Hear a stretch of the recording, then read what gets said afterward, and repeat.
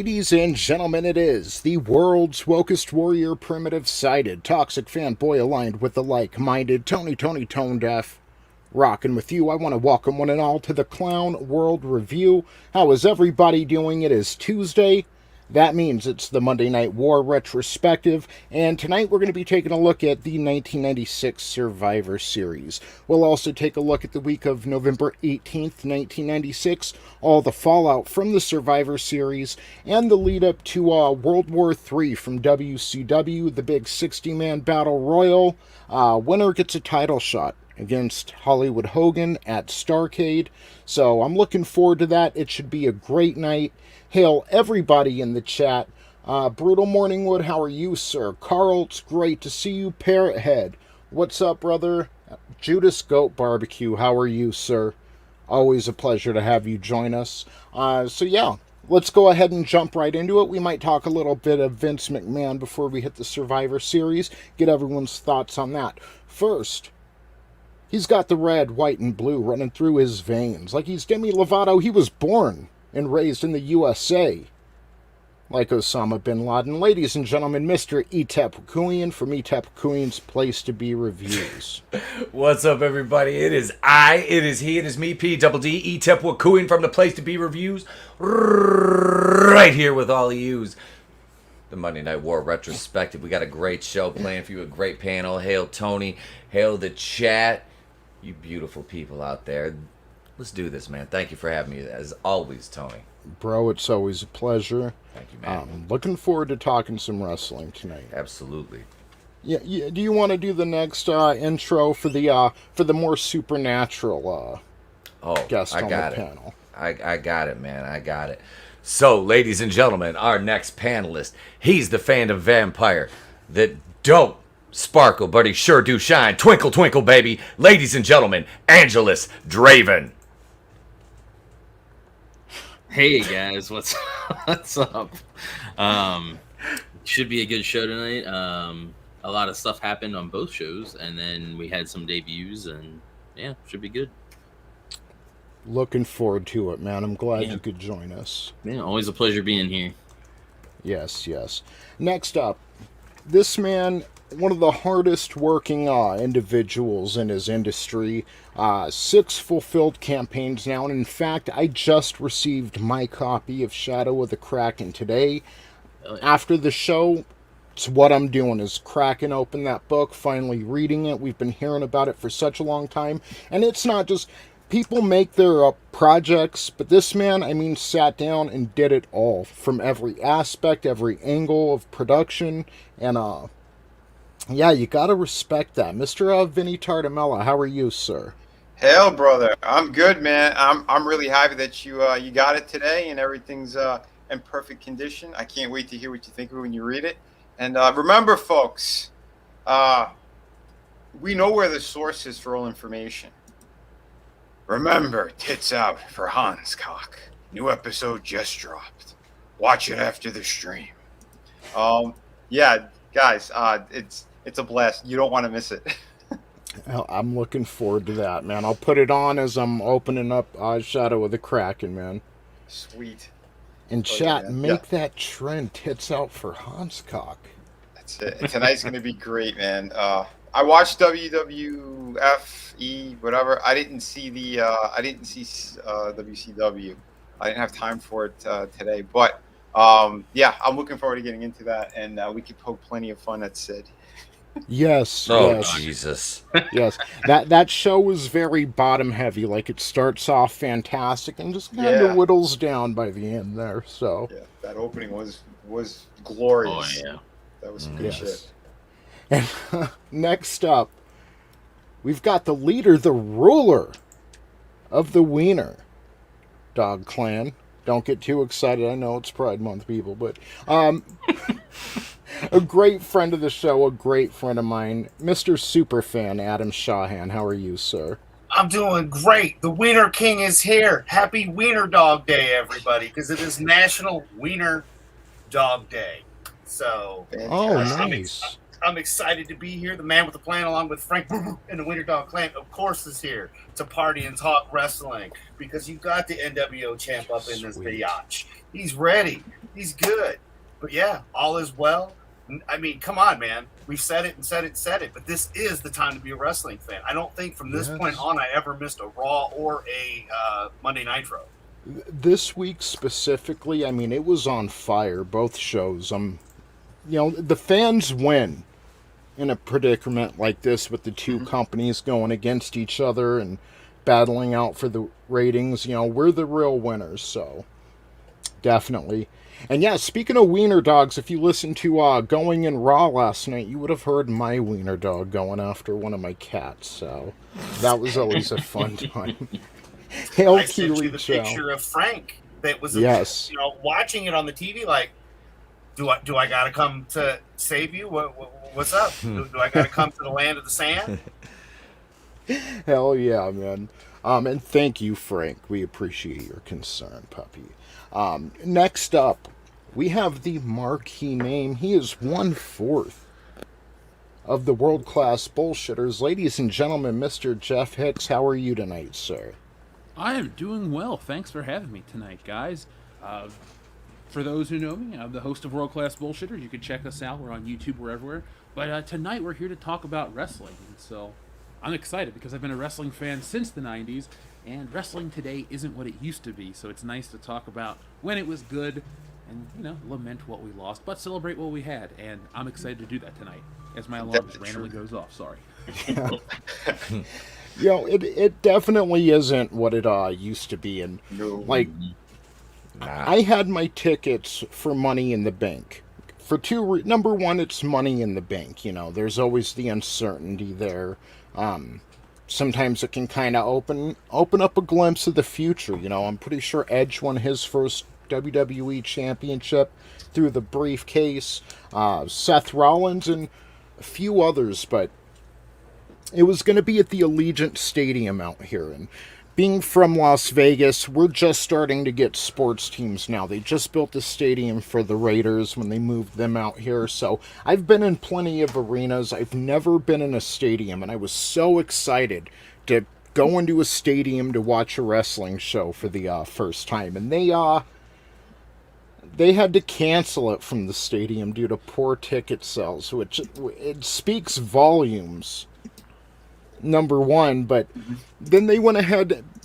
Okay, it's UFC Fight Week out here that same weekend, so why WWE would come out here that weekend anyway, I really don't know. But all the other arenas are booked because they have different UFC events going on, matches, different MMA promotions, so WWE basically had to book Money in the Bank at one of our smaller and kind of shoddier arenas out here, the MGM Grand Garden, and I just didn't get my tickets. I couldn't do it. They have, I think he's out for 9 months, but they have Cody Rhodes all over the advertising. I'm pretty sure. Yeah, I think he was going to be the winner of the Money in the Bank, but he ended up injuring himself. But I don't know what they're thinking anymore. This is as a longtime fan, this seems like the most bleak it's been for the WWE since, like, the steroid trial, I guess. Like, there's just, what's on the horizon? From a creative standpoint or a business standpoint, like, where do you go? With Roman Reigns and Brock Lesnar, the only thing you can think about is they're going to hold off until The Rock and Roman Reigns at WrestleMania. Like, John Cena's coming back? Who gives a shit? Like, it's really hard to be a fan right now. Oh, yeah. Well, especially if you're McMahon as well. We got Stephanie's trying to. Oh, you try to kick me out? All right. Hey, guess what we found? Kenny Andre. Oh God! I wonder if it's finally gonna come out about her and Macho Man. It will. I'll drop the scoop soon. Oh yeah! From beyond the grave, I came back to drop the elbow right off the top of the 500-foot high steel cage, right on the Stephanie's for JJ. Oh yeah! What the man, gang? You're gonna feel the madness here. Wow. What the fuck's a Force Ghost? I don't know, but he came to me with a Slim Jim.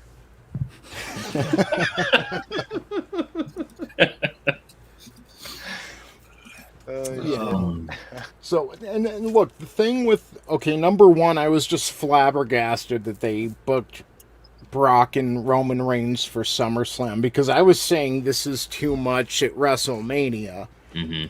But that just shows the lack, like, they have a problem building stars these days. Like, you used to turn in and it felt like everybody on the card had something going on, and you were excited to see them, whether they were the New Age Outlaws or Stone Cold himself. Mm-hmm. Mm-hmm.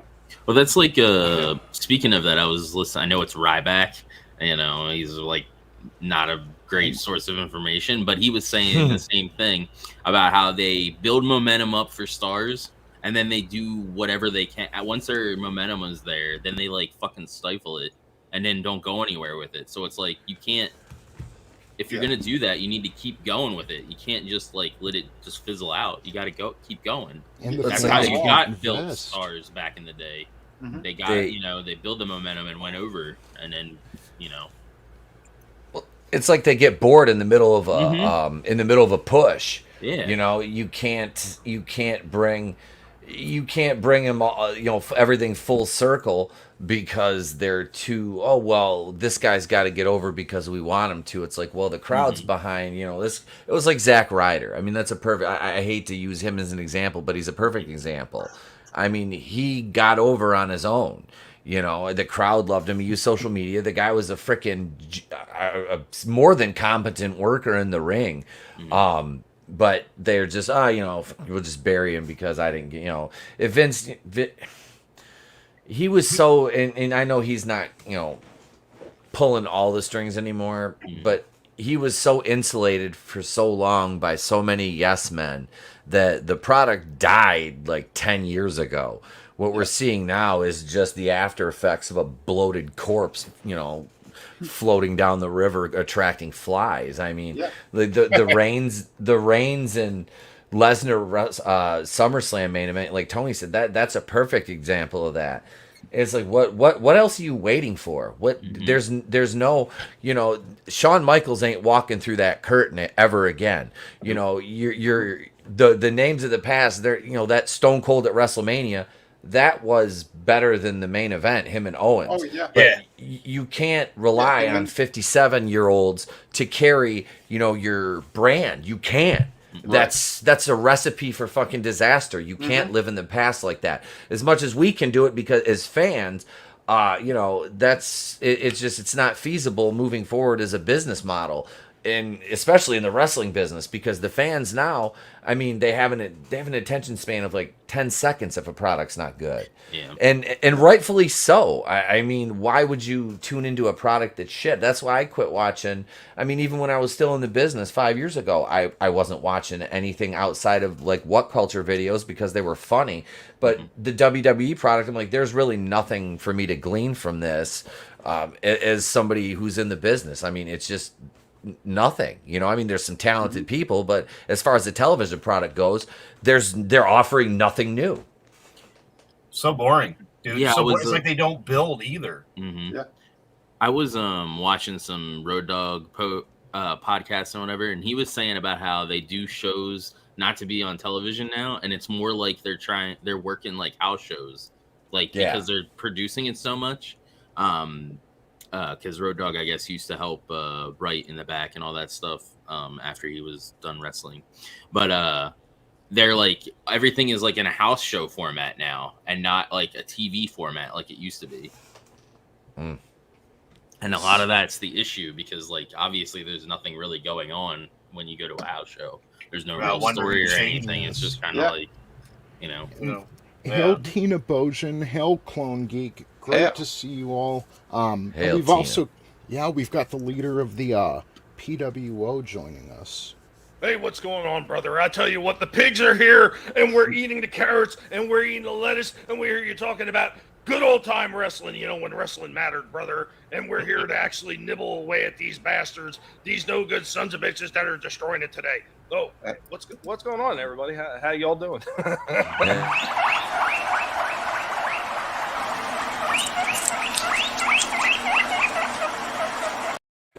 Yeah, it's just easier to show them. You know, we could tell them all day about the might of the piggies, but That is an accurate representation of Memorial Day and July 4th.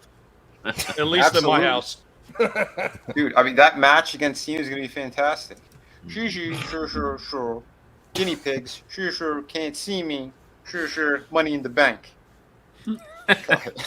I just keep waiting on Bob Backlund to be in the crowd, you know, campaigning for something again.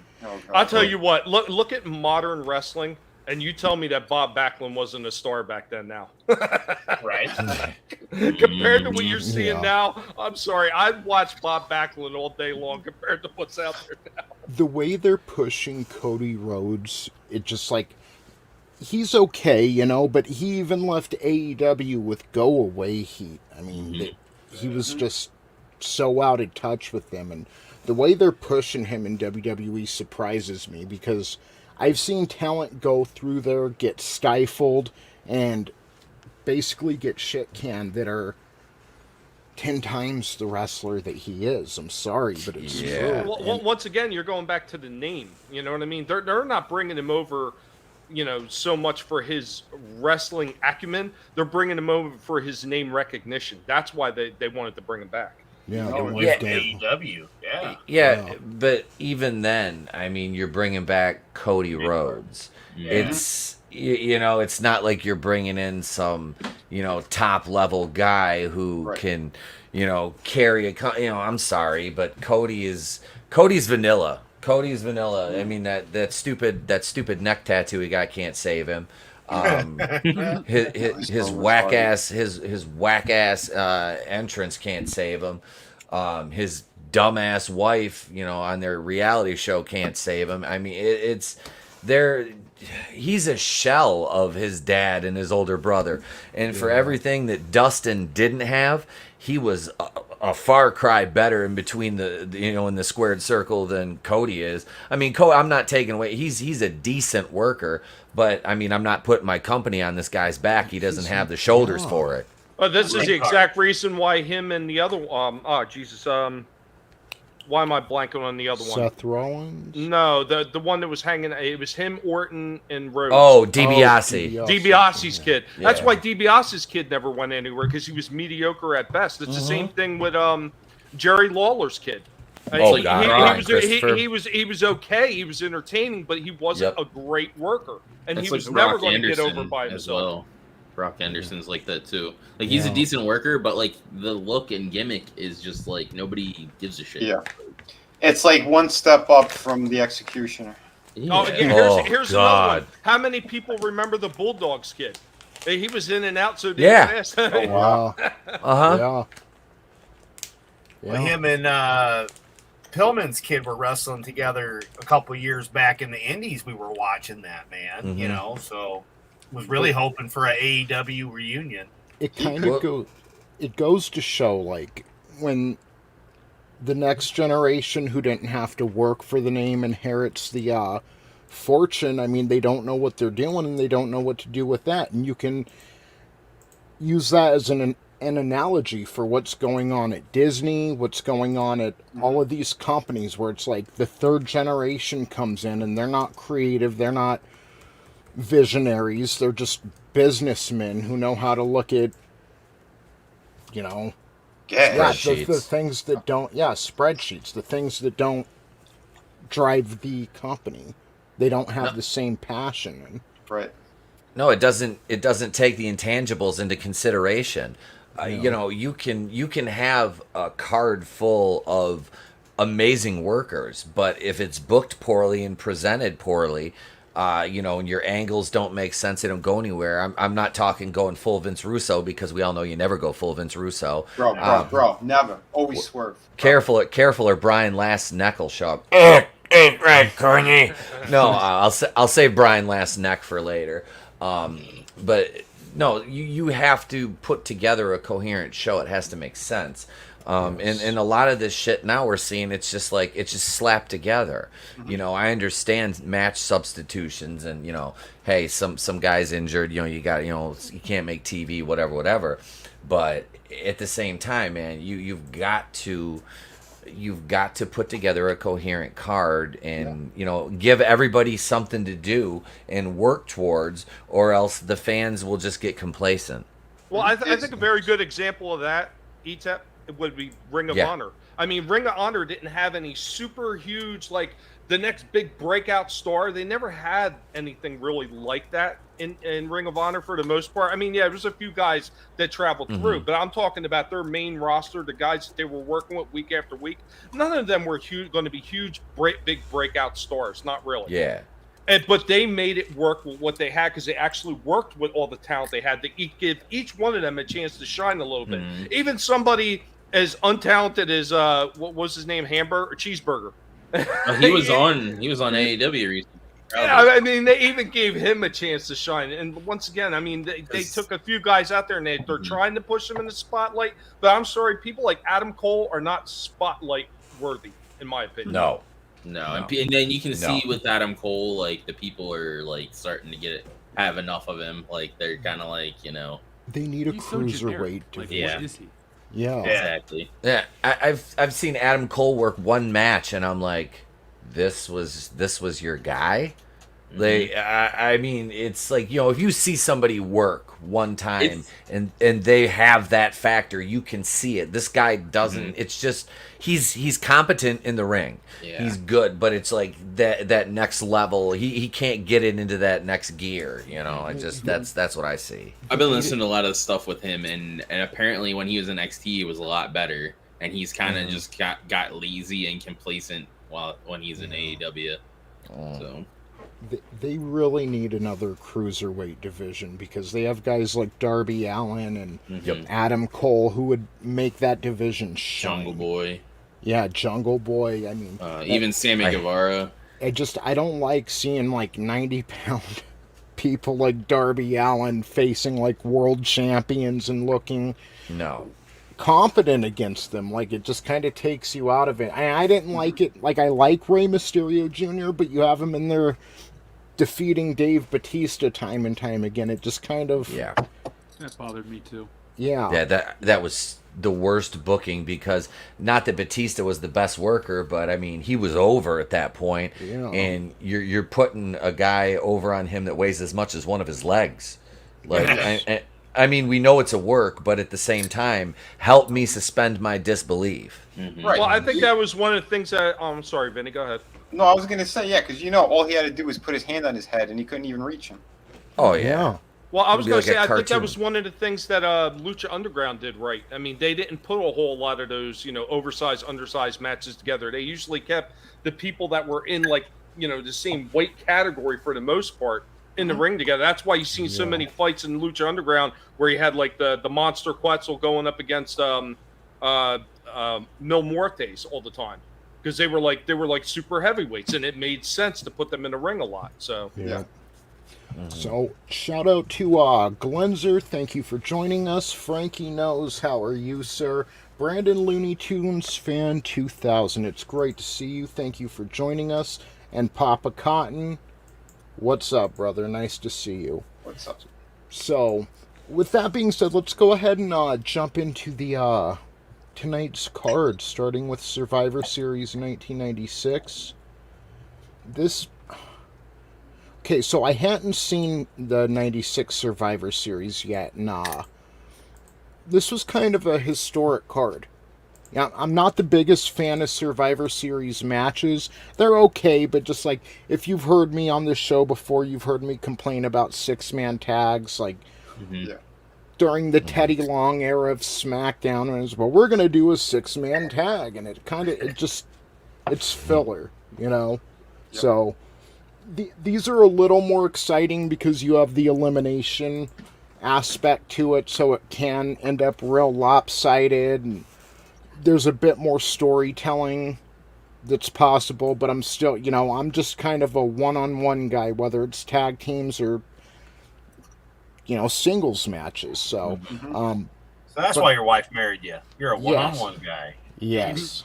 But this card, it was, we'll get into it, but it was kind of the best of what was and what will be, all combined into one card. And I mean, I don't think there was a singles match on here that wasn't just fantastic.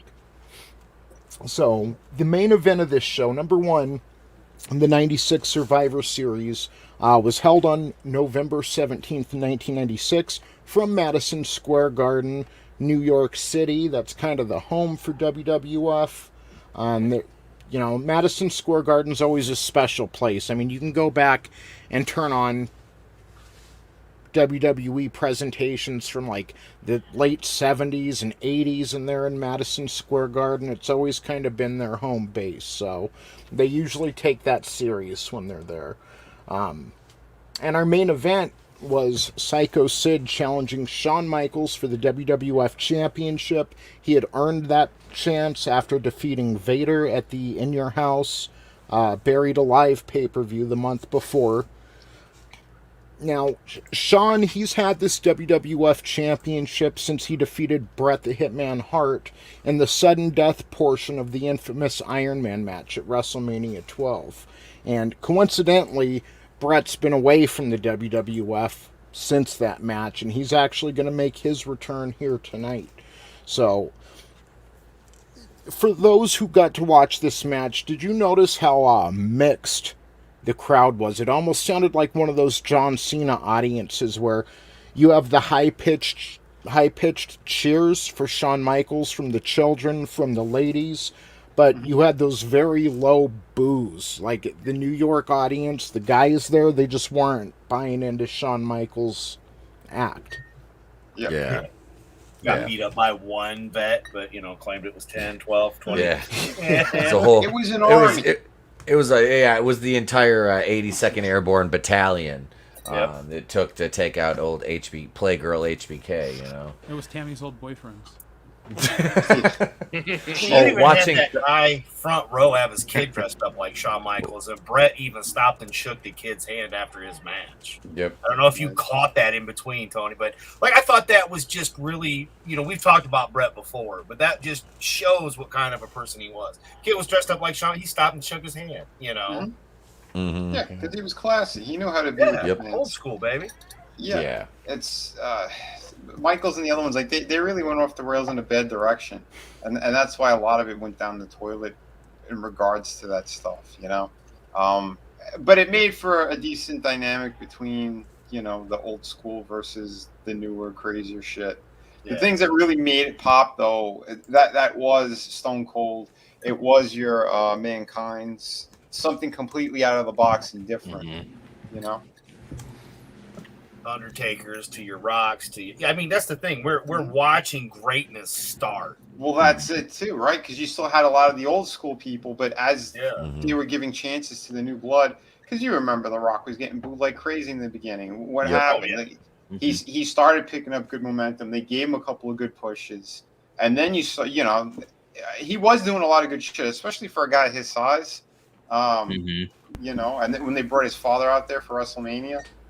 Like that was fun, and and back then I didn't really give a shit about him, but you start to grow towards the character. I love that The Rock's first finisher was the crossbody, just a flying fucking cross. The most devastating move in sports entertainment, the high crossbody. I thought the most impressive thing was his tasseled boots. Yeah. No, that fucking hair, dude. That hair. Yeah, that's it. I was like, man, is this damn Coming to America? Like, where's Randy Watson? His hair was like out of control when he started doing that pompadour though, and he went with the heel later on, and started that shit. Like then it worked, but that's only after he, they're like, well, shit, we can't push him on everybody as a baby face, so let's let him be a heel, and that was like just the gold mine right there. I mean, we'll get to The Rock in just because I've got some things to say too. Like honestly, there was a lot going on with his match that really impressed me, and watching it live back then, it wouldn't have, but being able to go back after 20-something years and knowing where everything's going to end up, I think it turned out really cool. I agree. But this main event, so Psycho Sid ends up defeating Shawn Michaels after Jose Lothario jumped up on the apron, and Sid He grabbed the TV camera and hit Jose Lothario with it. So Lothario pretends to have like a heart attack, or they're teasing a heart attack, and he's laying on the mat outside of the ring. So Sean's going to check on him. Sid gets him back in the ring. Sean super kicks Sid, but instead of making the pin, he runs out there to check on Jose Lothario again.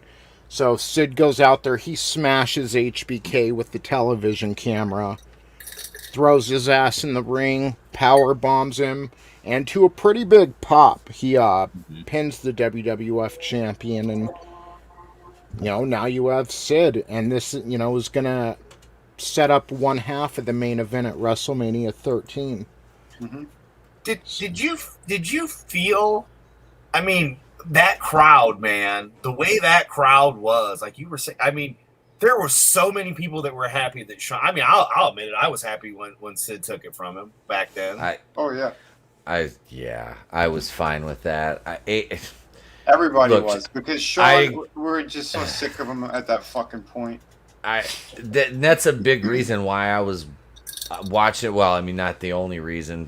I always like WCW more, but I couldn't stand. I mean, the dude I was like, yeah, the guy's a good worker, but I can't fucking stand watching him. Like, yeah, the DX stuff was cool, but it just back then, it got so fucking old. It was as bad as like when he's feuding with British Bulldog. It's like, I want me title shot. I want me title shot. And meanwhile, you're just sitting back going, would you shut the fuck up, Bulldog? Jesus fucking Christ. I'm gonna go get Brian Last over here to have his donut neck and talk to you fuckers. And Cornette was his only friend. Jesus. Oh God, I know.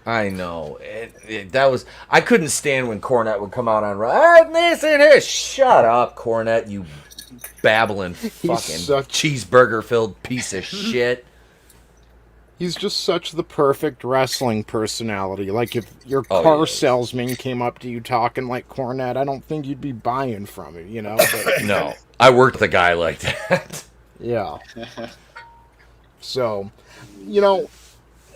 it was a main event. It was serviceable, but I gotta say the real main event of the evening, the match that everyone was really looking forward to, was Bret Hart making his return to face Steve Austin, the guy who's been calling him out for basically months now on WWF television. Austin's been saying that I'm the best there is and the best there ever will be.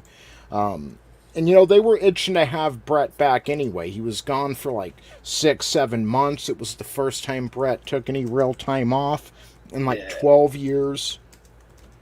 Just putting one foot in front of the other, doing his best to make the company look good and work his way up the ranks. And he needed some time. And in that time, because his contract expired, and that's why he took the time off. And WCW was offering him a very generous deal, and Bret kind of spoke about it when he did return for his promo on Raw. And he was like, they're a great company.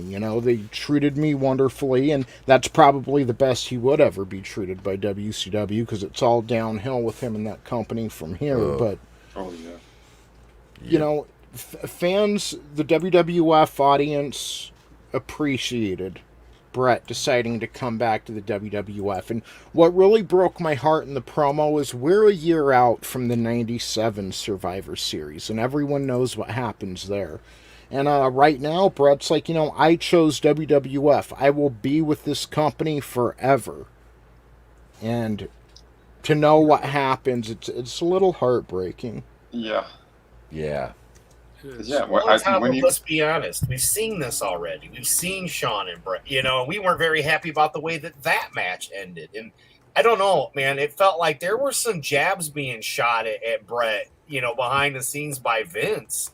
When I was watching it, he was talking about how Sean's, the greatest champion he's ever had. Like, those are shots at Bret, because this is the first time you've heard him be that cocky and such an asshole, in my opinion. Because I was really paying attention. But you're right, because what happened too behind the scenes, Sean was telling everybody that Bret was fucking Tammy as well. And he did it while he knew he was having a little bit of trouble with his wife on top of it. Whether it was true or not, or it came out later on, I don't fucking know. But Dude, what kind of piece of shit are you for doing that? Because now you're messing with him and his family. With all the kids he has? Yeah. Yeah. Sean Sounds like Sammy Guevara and Tay Conte, like that whole situation. Yeah. Sean was in a bad way back then. He was a pretty awful human being, but... Oh, yeah. Yeah. So, this match, number one, Jim Ross kind of had me pissed at first, because Austin and Brett, they start off a little slow, you know, and they really build up. This entire match was like an incline. Like, with every minute, it got more and more intense. And, towards the beginning, you know, Brett's kind of dominating Austin in the wrestling category, just keeping him in holds. And Jim Ross just, well, I think this match is going to end in a submission. And, like, Vince had to jump in, because Austin's finisher is the stunner. Brett does the sharpshooter. So it just, how he mentioned it, it kind of sounded like a spoiler, and Vince had to jump in like, well, Austin knows submissions too, you know, and to keep the fans guessing. But, man, when this match got going, and this is Austin's first real break. Before this point in time, he was wrestling, you know, a mid-carder Triple H, a Hunter Hearst Helmsley. He was wrestling Savio Vegas, those types of opponents. So to finally get to, and Brett handpicked Austin because they had been in Africa a couple weeks before on a tour, obviously not on TV, and Steve Austin was set to face Bret Hart at those shows. And they were just tearing it up and down the continent. So Brett was like, I want to feud with this guy on TV. And I mean, this was really Austin's big moment. Like, okay, how's he going to handle himself on the main stage? And Austin handled himself wonderfully, I think. I mean, he ends up losing this match, not through submission, but he has Bret Hart in $1 Million Dream. Because they did have Brett kick out of the stunner, which I kind of didn't like. It's a little too early when you're trying to establish him, but he did. Brett kicked out of the stunner, so Austin puts him in $1 Million Dream, and Bret Hart is able to jump up and push against the top rope, the top turnbuckle with his feet, which caused them to flip around. And Austin didn't let go of the $1 Million Dream. His shoulders were pinned to the mat, and it kind of looked like, you know, it looked like a rookie mistake. It looked like someone who had been wrestling for 7 years versus someone who not only has been wrestling professionally for 12 years, but had Stu Hart as a father. But Austin gained something from this loss. Yep. Like, yeah, like he by the time this match was over, you weren't thinking, oh, damn, Austin lost. You're thinking, this guy can really handle himself with the main eventers. Yeah. Yeah, that's the beautiful thing about that is this loss kind of elevated him, you know, and you have to really put that on him for getting over with the crowd the way he did, because that's why a loss elevated him. You know what I mean? Yeah. Well, I mean, this also generated one of his nicknames of being a tough SOB. Yep. Oh yeah. Plus the stitches in the mouth. That helped from Mark the Royal Rumble back. Yeah. King of the But Ring. the main thing too is the way the match flowed. Again, I was paying a lot of attention to this because I've seen this stuff before, but it's been a long time, you know, as we said. And it just flowed so great because it had the feel of the old school Bret Hart, but it also had the mixture and the speed of the new age of what was to come with Stone Cold. And the only reason I was okay with him kicking out of that stunner is because it wasn't a kick to the gut stunner. It was just kind of that turn your back, drop to your ass stunner. You know, Tony, we've talked about that, but you know, on and off air, you know, we all have about, you know, diamond cutters and RKOs. But yeah, I think I was okay with it because it was Brett, the man, you know, kind of our Dean Malenko, if you will. But yeah, I mean, so I was okay with that. That part didn't bother me as much. And I love the way he, like, why couldn't we have something like that with the Shawn Michaels and Bret Hart thing we talked about before with the Iron Man match? Like some crazy shit like that would have been perfect to end that match. Because of versus ego. the way it ended. It's because of the ego. See, Brett and Austin work well because they respected one another. And, you know, like Tony was saying, they were having some amazing fucking matches. And Brett's like, yeah, I want to work with this guy. I want to give him a good push. That's the type of stuff you need to do. Sean didn't want that. He wanted to just be the top. He wanted to be the game, that the man, all that bullshit, and he didn't care about helping out anybody else. That's what the problem was. That's too That's the bad. problem. You start helping out other people, it's a good chance they might be able to take your spot away from you. I Yeah. mean, you've seen the same shit with freaking Hogan. Hogan was another one that liked to keep, keep people in their place. Yep. Mm-hmm. The Undertaker match, him and Undertaker was the start of that for Hogan being out for Hogan. Well, yeah, because he lied to the Undertaker and said he hurt him with the pile driver, and it wasn't until years later when Undertaker was like, "Oh shit, he was lying to me. He worked me." You know, and that's the underhanded shit. He apparently gave him some receipts later when they had their match down the road. On SmackDown, sure. yeah, 2003. Jeff, what are your thoughts on Hulk Hogan? I don't know, probably controversial. I consider Hogan the biggest pro wrestler of all time, and without him, you can't have modern pro wrestling. So I don't really hate Hulk Hogan. The thing is, I have good memories because my uncle tried to get me into wrestling back in the day, and it didn't work. But it was always Hulk Hogan, Hulk Hogan, Hulk Hogan. But this was like 92. He's a top 20 guy for me, maybe. I don't know. I like Hulk Hogan enough. I own his action figure. He's a wrestler that if I could meet, I would not pay more than $5 to meet him. But still, like, my point is, I like Hulk Hogan enough, but I acknowledge all the shitty stuff he did. It's not like to like Hulk Hogan is to absolve all the garbage, you know? Yep. Yeah. Right. Well, that's it too. Because as kids, we don't know all this stuff. It's we knew later on. Yeah. You know, and at the time, I loved him as a kid. Oh yeah, dude. He was a hero to a lot of people, and that was the thing too. When you're being pushed by the company in that way, and you're stepping over people in order to stay there. He was bigger than anything. That's why they kept him for so long. Spot. They talk about the politics of backstage as well.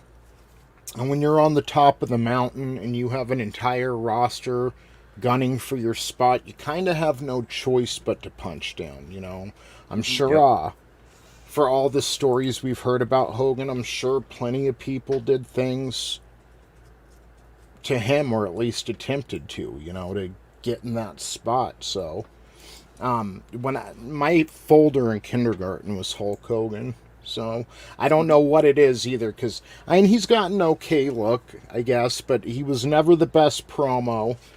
He was a better wrestler than he let on. If he didn't have to, he wouldn't, but just something about the guy. He had that star power. Yep. Look at... Yeah. Oh, I'm sorry, Tony. No, feel free, man. No, I was just going to say with him, a quick example was how good he could actually roll. Was the match with Luger on Nitro, like the second or third Nitro, when they worked the main. Hogan starts out and he's doing chain, drop down, like toe hold. I was like, he starts like working body part. I was like, what world is this? Like this dude is actually like throwing together some chain. And as a kid, I was 15. Well, yeah, 95. I was 15. So I remember because I grew up watching the WWF, but I always watched like the Crockett stuff, but I always watched the big shows for the Fed, and because it was my mom, and I was like, Hogan was the big bootleg drop body slam, Hulk up, that was basically his repertoire. He'd take the heat and then Hulk up at the end and come back, and that was the kid. That's as a kid. You're like, that gets you amped, dude, I remember when he lost to Ultimate Warrior, was it WrestleMania 6? Yeah. That shit, like, that hurt my soul. It was like, dude, because like at that, you're looking at Hogan, he's like a fucking unstoppable fucking force, man. I had so much fun watching that one. I placed bets because everybody was a Hogan fan, and I was the only one saying, "Yeah, Warrior's going to take this." I won a lot of money that night. I could never stand the damn Ultimate Warrior. I was like, oh, I didn't. That was a rough time. 3 years earlier, he was slamming Andre the Giant. So when you see Hogan and Warrior, I mean, come on. I mean, he beat Savage, which was bad, and I was a Savage fan, so I was just like, oh, come on. Yeah. But as you're saying, because I was older, you know, and at that same time frame, I was already 20. So, you know, to see Hogan in my 20s, it's like I've already seen this shit, you know, since the 80s. I'm ready for something new. That was 86 was rough, man. We had a loss of Optimus Prime, and then we had Hogan lost to Ultimate Warrior. So. Kids were traumatized. So I was going to mention too, with Tommy placing the bets, what he doesn't tell us is that this was actually 10 years after the match had happened, so and bringing it back, you know, to Hogan being able to wrestle well. He even had great matches with Bret Hart. I won't say great, but he showed off some of his repertoire against Bret Hart when Bret made his way over to WCW, but that is a year away. On this night, he defeats Stone Cold Steve Austin in his return match, and now we're really set on the road to WrestleMania 13, where they'll have that historic submission match. So I'm looking forward to the next few months, and I'm looking forward to Austin working with Bret a little more, because this is the angle I was looking forward to when we first started doing this last September. So, another match on the card was The Undertaker. Taker was put on a course that brought us to this night. Mankind debuted. He had his match on Raw. When was it? In March and maybe April. And then later that night, Undertaker was main eventing. And when he's done, Mankind just fucking comes out of nowhere and beats Taker down in a way that we hadn't really seen Taker get beat down before. I mean, he kicked Undertaker's ass. There were officials out there pulling him apart, and he was ripping away from him and getting back on Taker and just clocking him over and over. And he made Taker's life hell for the next few weeks. Taker had a pay-per-view match against Goldust. Mankind interfered in that. Then they had their boiler room brawl at SummerSlam, and everyone thought Taker would get his retribution there, but no, Paul Bearer ends up turning on Undertaker, and him and Mankind defeat The Undertaker that night. So now it's insult added to injury. And then last month, Taker kind of got a little retribution. They had their Buried Alive match. And Taker did bury Mankind alive, but the victory was short because the Executioner ends up interfering. Him and Mankind end up getting Taker into the grave instead, and they bury him. And that's the last time we saw Undertaker. At the very end of the pay-per-view, Taker's hand kind of reached out of the soil, and he hasn't been on TV since. Now, the bell would toll when Mankind and Paul Bearer were out on Raw, talking shit, cutting their promos, and Undertaker started playing mind games without being on TV. They had that little like mini cage with the dummy of Paul Bearer in there. That stuff worked. Yeah. It built up in a good way. Yeah. So he's making his return after about a month, maybe 5 weeks. He's making his return tonight. Mankind and Paul Bearer make their way out, and then Undertaker's music plays, the bell tolls, and the thing with being buried alive the month before is that was kind of the death of the Undertaker that we knew. The purple-clad Undertaker, the purple boots and gloves, and that's okay. It was never my favorite interpretation of the Undertaker. But tonight, and this was such a badass entrance too. He drops from the rafters, he gets lowered down from the rafters, and he's in his black leather outfit now that he'll be wearing when he first confronts Kane, or when Kane confronts him about a year from now. And it's that black Undertaker style that he'll have until the Ministry of Darkness starts. And then he's still dressed in black then, but his style changes a little bit, to More play gothic. He's the demon Yeah. then, right? Like the demon take, like Yeah. that. Yeah. I think he literally calls himself the Lord of Darkness at that point. Yep. Yep. Mm-hmm. So That's when I met him and got his signature. It's that that's photo. awesome. Yeah. Nice. And I of course, love- Tommy shared the Undertaker he got, which was that Undertaker. So hell, I bought the same one. Hung it on the wall. When the whole ministry thing happened the very first time, and I remember when they really started getting into it, that was the reason why I got the Undertaker tattoo with the original ministry freaking Taker cross with the Yeah. spikes. I like that. That's awesome. That's my favorite variation of his gimmick. Only seconded by like the Tony, we were talking about this the other day, the American Badass. I like that biker gimmick for him. He was, so big and imposing. It was just like, it worked. You know what I mean? When he cut his hair, and it was just like, okay, I can roll with this. I'm not saying I was a big fan of the Limp Bizkit, but I much prefer the It was Kid so Rock. much better when he used the Kid Rock music. Yeah, And, God, I'm blanking on the name of the wrestler. What was the one? The Texas guy, the one who used to spit the damn chew everywhere, because Undertaker started doing that too at that same time. Trevor Murdoch. Bradshaw? Yeah. I don't know. Are we talking like far back, like Stan Hansen? Yeah.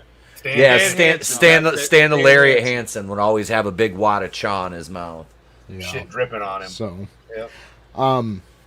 Yep. so Undertaker, he beats Mankind pretty decisively on this night. He fucking nails Mankind with the tombstone. And the thing is, during this match, Paul Bearer was hanging from a cage above the ring, and if Taker beat Mankind, he would get his hands on Paul Bearer. He'd get some retribution there, because up until this point, Paul Bearer had been his manager. They were a team. Mm-hmm. So he beats Mankind, and then Paul Bearer gets lowered to the ring, and right before Taker gets his hands on him, the Executioner comes out, basically hits Undertaker. It's no sold, but it gets Taker's attention. So Undertaker kicks Executioner's ass, and in that time, the Paul Bearer would make his escape. And, talk about longer storylines. This is going to go on. Paul Bearer and Taker are going to be intertwined, basically, until Bad Blood 97, when his brother debuts. So we're kind of on the road to that now. It's going to be a long burn, but it's on the horizon. So, we also had 4 Survivor Series matches. I'm not naming everyone because they're 8-man matches. That's 32 wrestlers. But some of the key takeaways from the matches is there was a lot of connective history made at the 96 Survivor Series, and it was almost like a glimpse into The Rock's future, because, yeah, he made his debut tonight, but so would the Nation of Domination, which a year from now The Rock would be the leader of, and 2 years from now, at one of my favorite pay-per-views of all time, the 1998 Survivor Series, it was the Deadly Game tournament. Vince Russo's the pinnacle of what he would do in the industry was this Deadly Game tournament. It was just very well done, and that would solidify The Rock in the main event for WWF, and he would end up going to Wrestle Austin at WrestleMania 15, and so Survivor Series 98 is a big deal for The Rock, and we are 2 years away from that. And not only the Nation, not only in 2 years he'd won the title at this very pay-per-view, but out of the 4 matches, out of 32 wrestlers, The Rock and arguably his arch nemesis and greatest rival, the yin to his yang, Triple H, would be on the opposing team of The Rock, and they would end up with some one-on-one ring time during The Rock's first match. So that, to me, after I've seen that entire rivalry play out, to see this happen in his first match and looking back 20 some odd years, that just adds a new layer to their rivalry that I appreciate. Well, Tony, I really do appreciate it because I didn't realize it was the Nation of Domination. I always thought it was the Nation of Constipation, the way that they all acted all the time in the ring. And at one point, they even had a nugget with him, so that just kind of cemented it for me. But thanks, I didn't know that one. And Farouk rhymes with poop. I mean, there's a joke somewhere. We're going to be talking about the Nation on Raw for the 18th Raw, because that right there, I have some personal ties to the original Nation of Domination, but we'll talk about that later. So, well, what's funny, Tony, though, but what you're mentioning too, if you think about it, the writing was so much better in this time frame too, because coming in the future, Brett will turn evil against America, basically, and it's almost like because Austin took that loss, it helps cement when Brett goes bad, because I love Brett as a heel. Oh, we're on the road to that, definitely. So, look, I really appreciate what this added to Rock and Triple H's rivalry, seeing since the very beginning they had opposed each other. And it also makes me kind of sad, because to bring it back to Austin and Brett, Triple H and Rock were always kind of together. They always had that rivalry all the way up the ranks. Austin never truly had that great rival once he was at the top. He was lonely, and he did have the perfect rival. He did have the yin to his yang, but that person died when he licked Melanie Pillman's neck and overdosed. That's one of the things that I think he needed too, because you look at the whole time that he wasted away in WCW, he didn't really have anything there. When he first goes over to ECW and he's cutting promos, who is his mentor, his heel, his attention is focused on? It's Eric Bischoff, and he cut some of the most hilarious promos in ECW during that time, because he had somebody to focus everything on. And that's the same thing he really needed with the minute he came over to WWF. He needed somebody to focus everything on. And it just took forever for them to find somebody worthy enough for him to focus all his attention on. Yeah. But he had, obviously his feud with The Rock. He went back and forth. The Triple H thing, we've talked about the 3 stages of hell to death. That was a great match. Yeah. Then you had he had a nice, program with The Undertaker. Vince is his greatest rival. That's it. Yeah. That's it. If you look at it, absolutely, Jeff. It's not anybody else on the roster. It was his boss. Mm-hmm. And that was the defining feud for an entire era. Mm-hmm. And it was, but they could never really get in the ring and have people take it serious. No. No. It was always one arm tied behind your back, or Big Show hiding under the ring. They could never, The Rock and Triple H had matches. I mean, it just tore the house down. And it's my favorite feud of all time, so I love to talk about them. They should have main evented WrestleMania 2000, but whatever. Mm-hmm. Yeah, they made that. Well, that was that whole 4-way. Yeah, I was gonna say it's a McMahon in every corner, because the McMahons have to make it all about them. Yep. Because you threw Foley and Big Show into that match too. Foley back after he retired a month ago. Mm-hmm. What did you think about The Rock's debut, Jeff? So I hadn't really watched a bunch of it.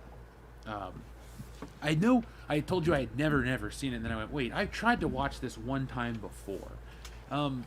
The Rock is my absolute favorite, but this version, Rocky Maivia, different character, he's like cookie dough. He's like cookie dough. You could basically mold him into anything, bake him, and get The Rock eventually. So it was a fine debut. I'm happy he won.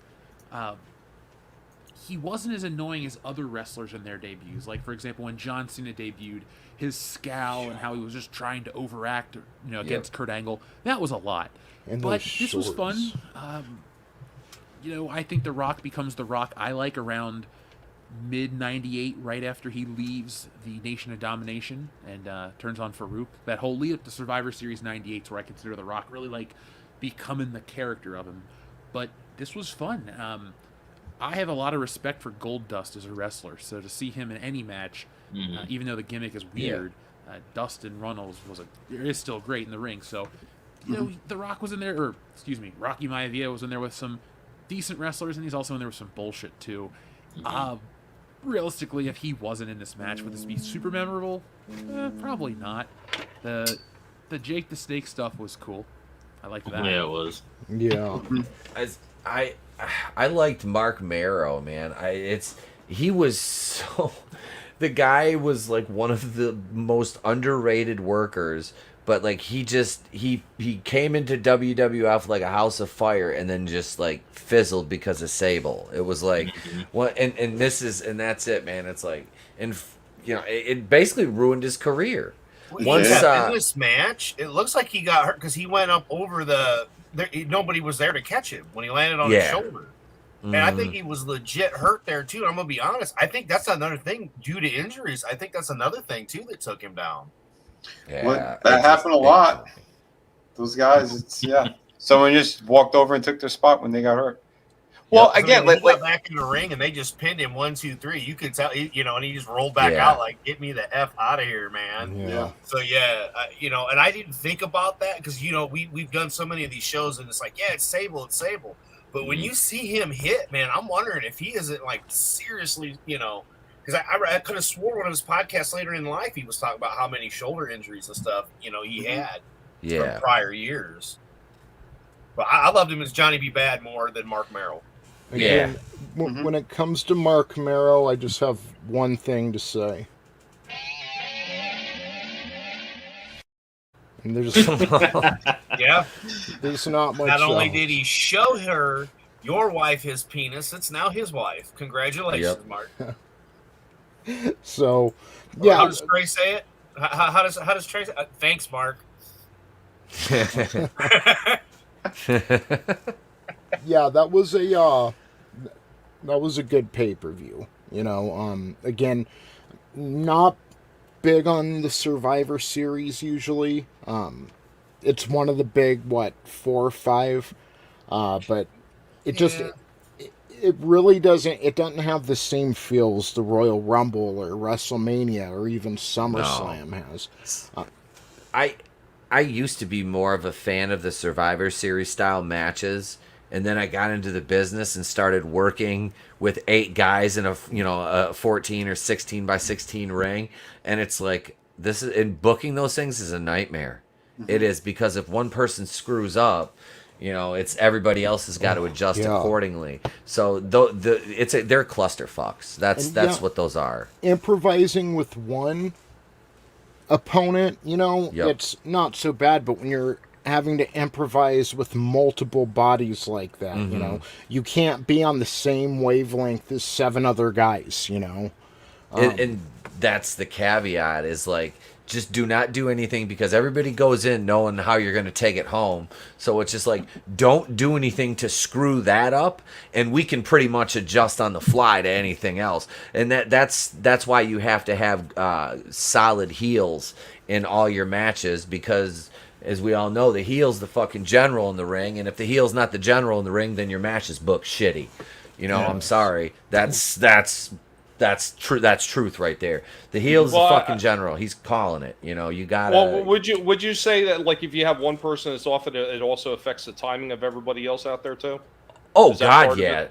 Oh God, dude, that's because if you know what time you're working with, say a match like that, a Survivor Series match, they're gonna give you 20 minutes. You know, depending if it's like, you know, where it's at on the card. If it's the opener, you're probably gonna get 15 to 20. You know, if it's the main, you know, a semi-main, and you're working an 8-man, it's gonna be a 30-minute fucking match. So it's like there's a lot of moving parts in that. So yeah, you know. Like I said, you know about everybody's like, okay, so how far in am I going out? All right, so this is my spot, bap. And then it's just, you know, and you gotta take into consideration, how's the crowd feeding off this? You know, because that's another thing. If you could be putting on a 5-star match, but if the crowd's sitting on their hands, then you better do something, because you don't want to lose them, because then the next guys in the card got to work twice as fucking hard for that. Yeah. So I loved the pay-per-view though when they did come out, because it was one of the main 4s once they finally popped it out, and it was, you know, first time you really ever saw that stuff was on the pay-per-view. So yeah, I loved it when I was younger. Fun. It was fun as a kid, because you got to see people team up that you didn't normally get to see. You know, so that was the cool aspect of it. And then the 5 tag teams together. I mean, there was nowhere to go on that ring.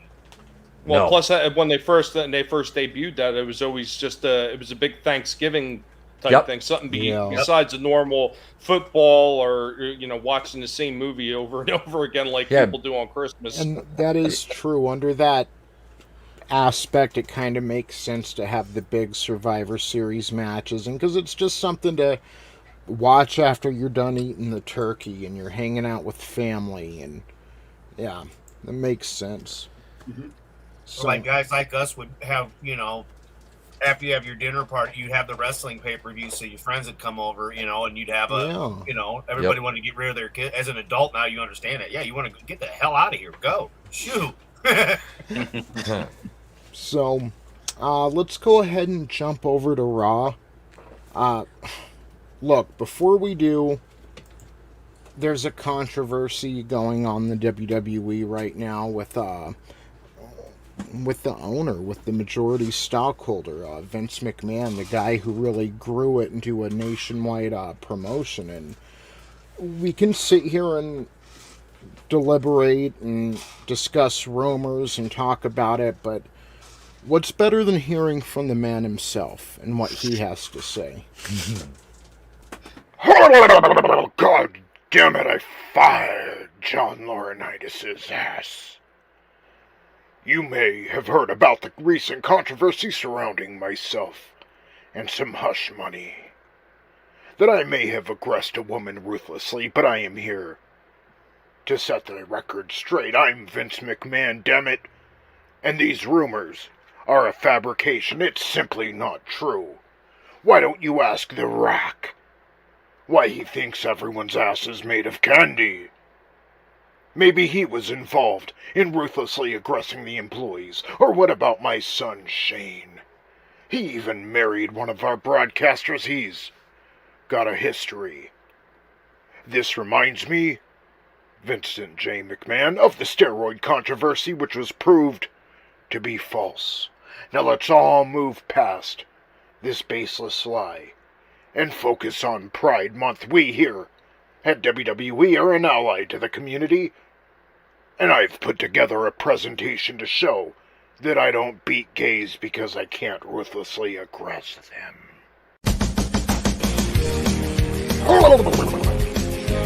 God damn it.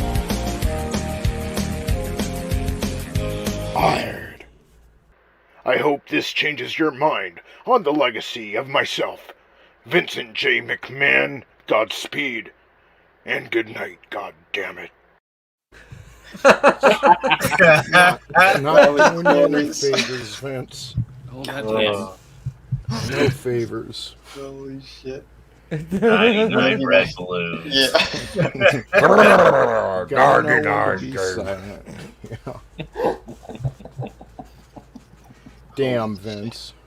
I'm sure if Pat was still here, he'd have your back, man. He'd vouch for you. And he'd also have his front. Mostly his back. Stephanie, I learned something from Joe Biden. Let's get in the shower. Always say no. Jesus. November 18th, 1996, the night after Survivor Series, we have WCW Monday Nitro and WWF Monday Night Raw. Nitro comes to you from Florence, South Carolina at the Florence Civic Center. The winner of the ratings war this week with a 3.2. Raw's coming to you live from New Haven, Connecticut, from the New Haven Coliseum with a rating of 2.4. Yeah. Dang. I knew they were going to lose because, we're in that stretch, but I would have figured it had been up a little bit because this was a wild Raw. They've been going just right around by a ratings point for the past few weeks. Yeah, it's sad. But, they're just starting to catch fire, too. So we'll start to see that reflected soon. And the audience as a whole is growing. When you combine the numbers, that number's starting to get bigger every week. So a lot of new fans are becoming attracted. So Your WCW champions are as follows. The World Champion, Hollywood Hogan. Your U.S. Champion, still Ric Flair, though, put an asterisk next to that because he's out injured and the Giant is walking around with his U.S. title. You've got giving it to Jeff. Saying, yeah, take it from him. Yeah, good luck. Yeah. You've got your tag champions, the Outsiders, the World Television Champion, who's not being featured nearly enough on TV, especially for being the television champion, Lord Steven Regal, and your Cruiserweight Champion is Dean Malenko. Over on WWF, your World Champion, as of last night, is Psycho Sid. Intercontinental Champion Hunter Hearst Helmsley, and your Tag Team Champions Owen Hart and Davey Boy Smith. So it looks like for about 2 weeks there, we had Shawn Michaels as the WWF Champion and Hunter Hearst Helmsley as the IC Champion, which, pretty cool to see that. So Raw opens cold tonight with Steve Austin's glass breaking as the Texas Rattlesnake makes his way to the ring. The following contest was originally supposed to be Austin versus Vader, but Yokozuna injured Vader at the Survivor Series last night. Then Mankind, he doesn't wait for an entrance, and I'm pretty sure this is Austin and Mick Foley's first televised WWF match. They're both on an upward trajectory right now. They're both technically heels. But they're trying to prove themselves. And Vinny, did you end up getting to see? You said you saw Raw, right? Yeah, that opening was great, man. They started beating the shit out of each other right there, and they brought out the referees, and Mankind was going to town. I was pretty surprised from that because I remember back when it first aired, but it is when they started really giving them both solid good pushes. I mean, aside from what Undertaker and him was doing, to have him pivot now over to Austin, that worked. That worked for that night. That was a solid match, man. It was nice too because it gives you connective tissue through your main guys. You've got Undertaker going at it with Foley, and now you kind of, like you said, you weave Austin into that thread, and that led into that with this match. This was, to quote JR, it was a good old fashioned slobber knocker. Literally, dude. I mean. Foley, he hit his running knee, his leg drop on the apron.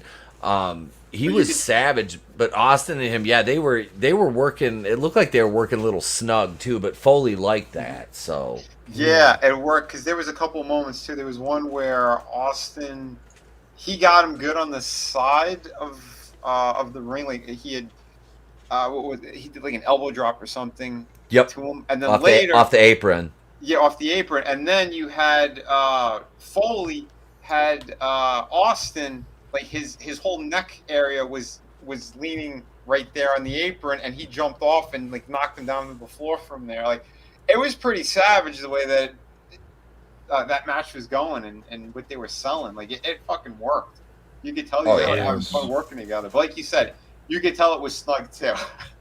Yeah, they were working a little snug, but for, like I said, with Foley though, he would always like want, obviously, which later on we'll talk about, how many unprotected chair shots to the head courtesy of The Rock, but talk about working snug, but a few more blows, But no, this was a hell of a way to open a Raw, and damn. Yeah, I like how Undertaker kind of, he came out at the end, and you had that moment with him and Austin because Austin hits him with a line. Taker just does his little flip out and then climbs right back in, and Austin kind of, because Austin's still a heel, he kind of slinks away under the rope, and it with the atmosphere, it's like, damn, that's a hot fucking opener. If Raw would have done that more in the early stages of the Monday Night War, it probably would have been a little closer during that big stretch, the 83 weeks where WCW just dominated. Yeah. But they've also. I was going to say, it's like you said though, it's that connective tissue. You want to see your big stars all interacting in some kind of Yes. capacity. Because when Taker came out, like they're like, oh, you had the audience were almost like, oh shit, is Taker and Austin, are they going to start to kind of befriend each other? And no, you saw it right there. Yep. That Austin don't trust anybody shit was coming out right there. That guy helped you, and you still hit him and said, "Fuck you, I don't need anybody." And I even forgot. And then he's like rethinking his life decisions. What's his name? Because what's his name came out? Bam Bam Gordy. Terry Gordy came out, or fucking Executioner came out, and you know, he attacked Austin, and then Undertaker came down because he's got the program going with Foley, and that was nice because it gave you that moment of will they, won't they, and Austin's like, nope, clothesline, bah! You know. Well, remember last night too, if you watched the pay-per-view, that dude screwed with the Undertaker during the Foley match, the Executioner. So it all equaled awesomeness, and it all made sense, and then it also gave you that blueprint for the next couple years and what will take over the Monday Night War, even because it doesn't matter if it's Foley, The Rock, Triple H, Austin, the Undertaker. You throw all those names, you get great matches. Yeah. And, Austin just got the rub from Brett. Mankind's got the rub from Taker. So, I mean, they're two new aspects to the main event, basically, to the upper. Hey, Tony, because especially you're good with this. If you compare the two time frames, like where WCW is and what they're doing versus what WWE is doing, you see why Vince won. Like right here, this week, right here, if you just compare the two, you've got so much building going on where really we didn't have a lot going on with WCW other than a lot of stuff we've already seen. We'll jump on that right now because I thought it was number one. I think Raw had the better opening, but I think they both came out kind of swinging this week. So real quick, Austin technically he wins this one via DQ when the Executioner does run out and attacks him. And then after this match, we see Ahmed Johnson, who's been out for months with he had a ruptured kidney. He comes in and sits down in the audience like he's a ticket-paying fan, So Sunny comes out. She announces the leader of the Nation of Domination, Farouk, and as he comes out, we go to commercial. So over on Nitro, they open cold as well, and when the broadcast begins and the Outsiders are standing in the center of the ring with steel chairs, and you've got the Nasty Boys, High Voltage, Cyclope, and Galaxy, who are having a dark match, a triangle tag team match, and they're all laid out. And Hall and Nash with their chairs, they get out of the ring, go over to the announce table, and start harassing Shivani. Nash yells in Tony Schiavone's face about Tony laughing at him last week. And Schiavone asks Zbyszko for help, and Zbyszko looked like such a bitch. He's like, well, you shouldn't have laughed at him, and just left Schiavone on his own. Like Zbyszko isn't constantly talking shit. And that'll come into play in a minute. So Scott Hall mentions that he heard his entire career about how scary the Faces of Fear are. So why don't you come out now so I can slap the coconut breath out of you too? Hall says you can't have a pay-per-view without inviting the NWO. And he says that they know the Faces of Fear are there tonight. And if they won't come out to the Outsiders will go to them.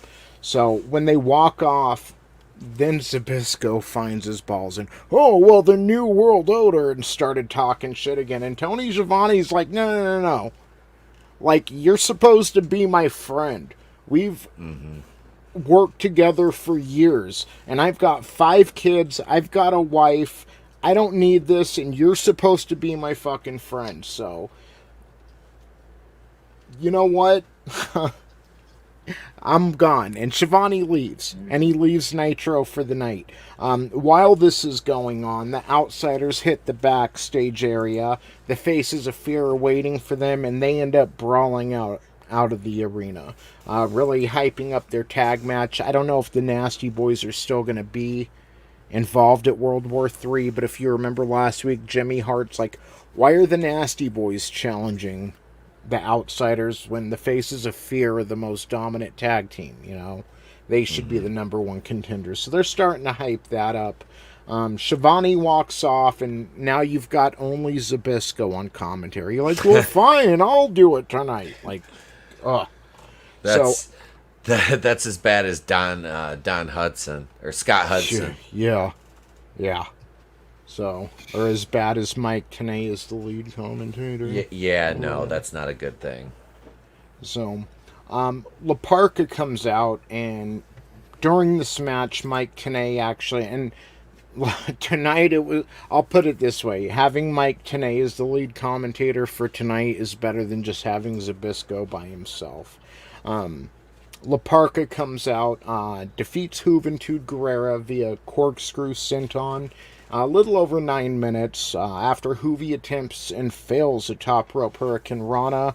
The corkscrew senton just looked beautiful, and it was a nice opening match, exciting, and kind of kept the momentum going after the cold open. But like Adam was saying, Raw just was more compelling. You know, you've got Laparca and Juvi who have a great cruiserweight match, but then you've got Austin and Mankind just tearing the building down. So, what's his name always messes up Juvi's last name too? What's that? He calls him Guerrero and not Guerrara, and I'm like, dude, that's probably why I thought he was a Guerrero back when I was younger. Yeah. Oh, Zbyszko? He always fucks up his last name. Yeah. Yep. Yeah, Zbyszko didn't hold the Mexican luchadors in the highest regard. I think that's what helped WCW so much in this. It was. Dude, okay, like, not right now where we're at, but like, what, 98, when you get, they just open Nitro and there's like 6 luchadors flying all over the place.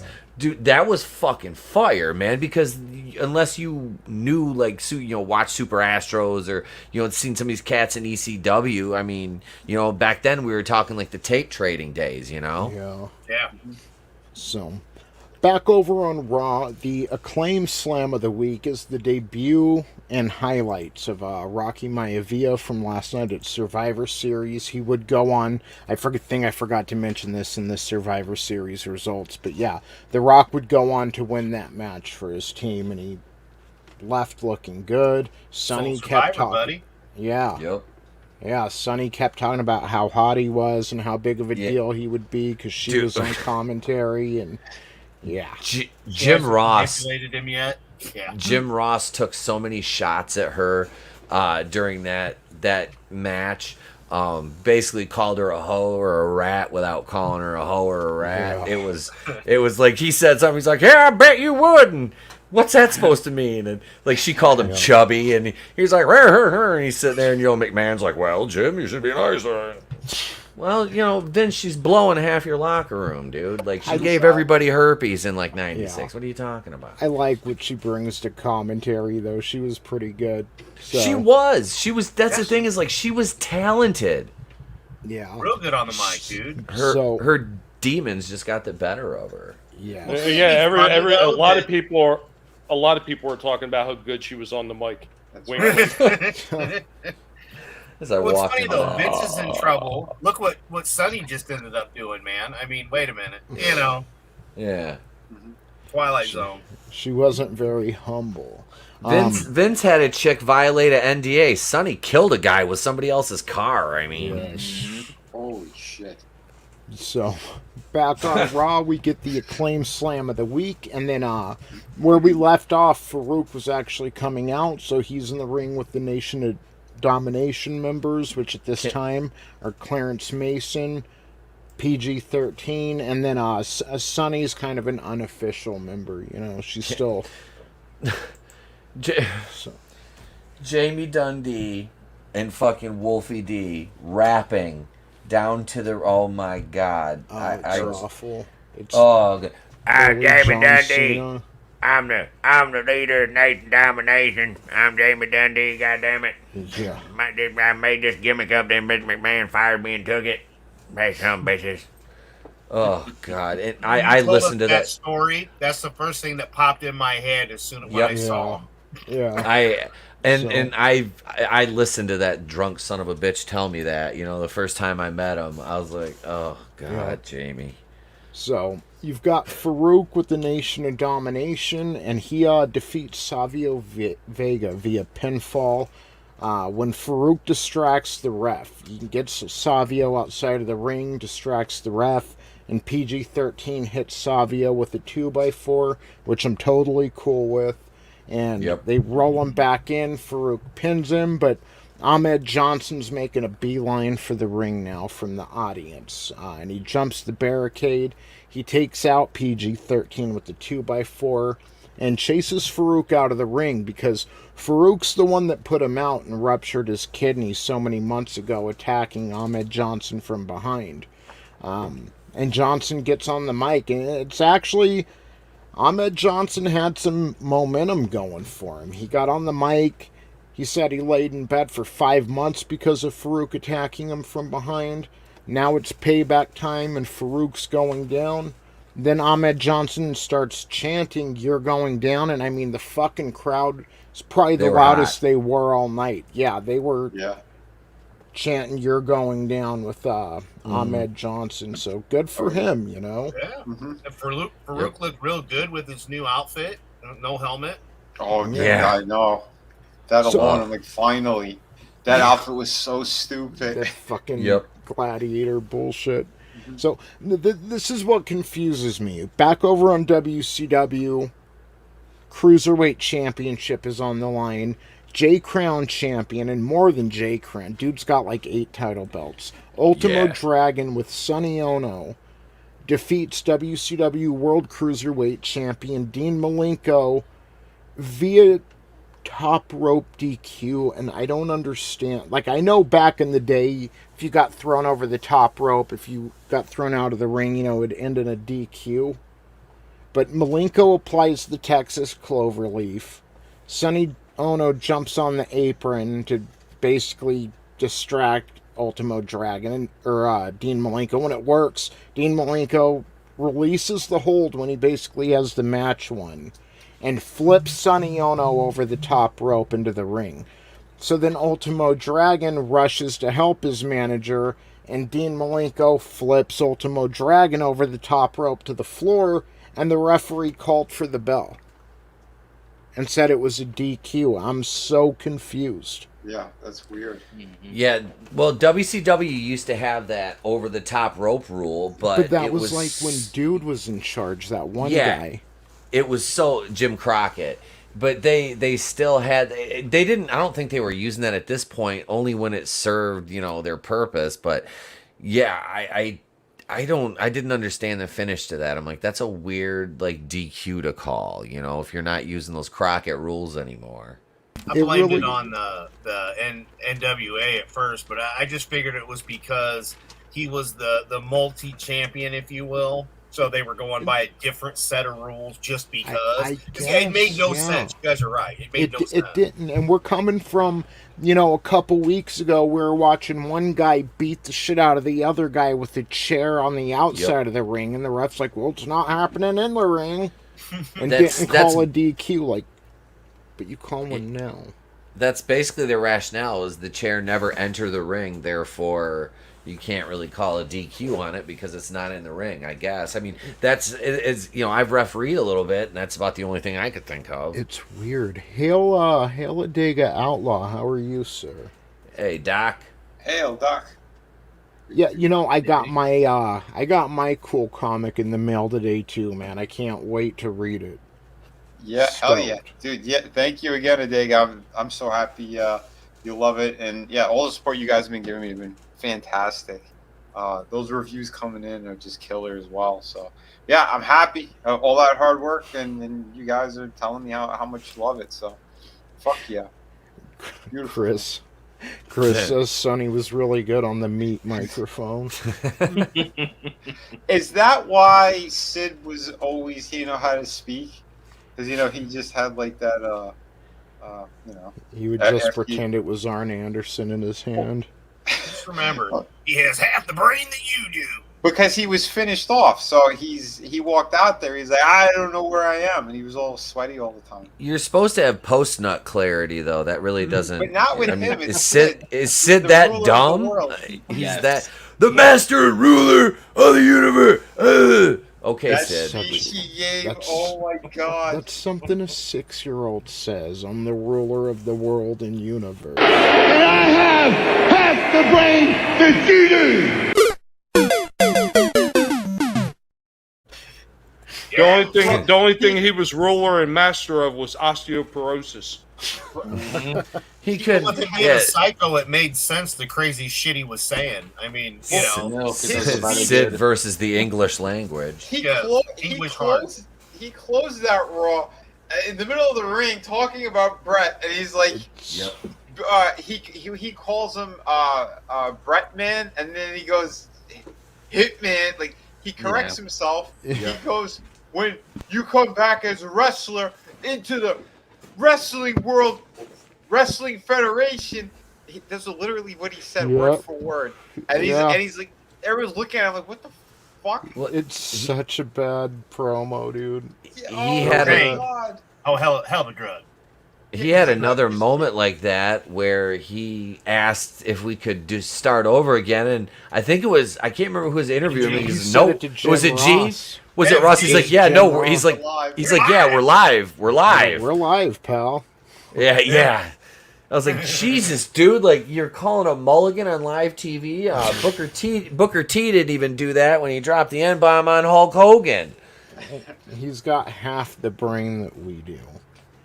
This is true. This is true. Speaking of Sid, we get our first shot of Sid as WWF champion, and Jim Ross will interview him shortly. Unfortunately, it's not that interview. Can we start over? We're live, pal. But yeah, we get a quick recap of Sid taking Jose Lothario out with the camera, and Vince keeps mentioning hopefully we'll hear from Sean tonight, but it's doubtful. And what's sad is I was adding that in because I thought we would. But that replay was weird too, because I thought the normally they do like footage, like normal footage, and it was a still, and I'm like, the fucking video pay-per-view. Back I'm like, then, did it freeze? I'm like, what the fuck? Back then they did stills because they were selling the encore the next night, so they just wanted to give you just enough to get you to, okay, maybe I will order it, you know. Yeah. Next, we get Doug Furnace and Phil LaFon with Captain Lou Albano. They defeat Leaf Cassidy and Sparkplug. All hardcore Holly. Furnace and LaFon were fucking good. They had a great match at Survivor Series. Yes, they did. They took out Owen and Davey Boy, and then another great night on Raw. Yep, I wanted to. I was hoping you were going to talk about that because I watched them work in ECW, and yeah, man, when I was like, you know, these two, they were so good. It's like, and they didn't look like your typical WWF type guys either. You know what I mean? And it was funny because old school, like 70s wrestlers. Yep, and they LaFon actually was he the one that was the power? Yeah, he was the power lifter, I think. They acknowledged an ECW sign in the crowd. I think it was on Raw. Somebody had an ECW sign, and you see like Furnace like point right at him. It was kind of cool because I think they had they been in ECW for one turn yet or not? Because I know they were there on like a couple separate occasions. But I think they had been there already, and then they were getting a tryout in the WWF. Yeah, they went back after because I think they were part of like the WWF like contingent that was like invading ECW when they were doing that cross promotion. Yeah, and for those who don't know, Leaf Cassidy, speaking of ECW, Leaf Cassidy is Al Snow. So it was these guys, Furnace and LaFon, defeating Al Snow and Bob Holly. They didn't know the name of the move that they won with, but it was a Snapdragon Suplex. During the match, the WWF, and that's how basic wrestling was then. I mean, these guys were coming in and doing these clean ass suplexes that we see all the time now, but you didn't back then. Yep. during this match, the tag team champions Owen Hart and Bulldog are backstage. They're not very happy after they lost to Furnace and LaFon last night in the Survivor Series match. But it is mentioned a Survivor Series match is different than a tag match, and they let their guard down. But they're pissed about what happened last night, and next time it'll be a different result, and they'll put their titles on the line, to get another chance at Furnace and LaFon. It was a terrible promo by the both of them. I mean, That's title shot and Owen. Owen is generic, watered down Brett. Dude, one of the wrestling channels I follow on YouTube, they put up a poll on their community tab the other day and was like, who do you consider the greatest of all time? And they put like 5 options. It was Bret Hart, Shawn Michaels, Kurt Angle, and 2 others. 2 other big ones, HBK, maybe I mentioned him already. Anyway, I checked the comments, and one guy was like, well, Owen Hart should be on this list. This is just sad. I was like, look, it sucks he died the way he did, but anything he could do, Brett could do better. Like, he was, like, why would he be on the list? When Brett did a pile driver, he didn't break Austin's freaking neck. Yeah. And I don't know if y'all listened to that shoot from Austin, talking about, I had sent it to you, Etep, and I listened to the whole thing, dude. Austin even says he was supposed to tombstone pile drive me, where he landed on his knees, like the Undertaker does. And I brought my concerns to him twice, and Owen kept, nope, I'm landing on my ass. Nope, I'm landing on my ass. And he's like, you got Owen who's like 225, and I'm a 250-pound guy. There's no cushion there. And it just kind of adds to my theory that I don't think Owen was trying to paralyze Austin, but I think he was trying to hurt him, work rough, and yeah, it kind of got out of hand. He hurt him. I don't know. It just lands. Even if you take his ability to work in the ring, which wasn't it damn sure wasn't the worst. Owen could work. But his mic skills were lousy. I'm sorry. It was so bad. I mean, that's why they flip-flopped with so many different gimmicks with him, because his mic work was so bad. They had to wrap him up in a gimmick. Brett was the same, though. It took him forever to get better at his mic work. You know what I mean? Yeah, but for the most part, Brett didn't need to do the mic work. Not really. Yeah. Because his in-ring was good enough that it didn't matter. Yeah, his in-ring was, again, it was fucking exquisite, man, what the shit he was doing. But when he started getting his footing, he was fine, man. I thought on the mic he was great, especially like during that whole Attitude Era and shit. Yeah, America.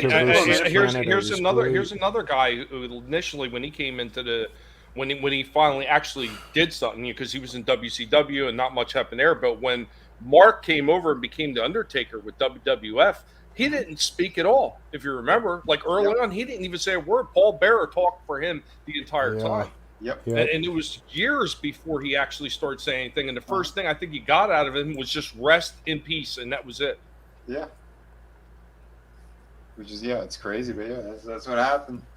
I still can't believe they waited that long to give him a fucking belt. Yeah. So, Clone Geek says Weird Al is going to do a song for a Lego Star Wars special called Scarif Beach Party. Oh, cool. Something else I know that I can avoid. Yeah. Like, I thought the end of Rogue One was a Scarif Beach Party.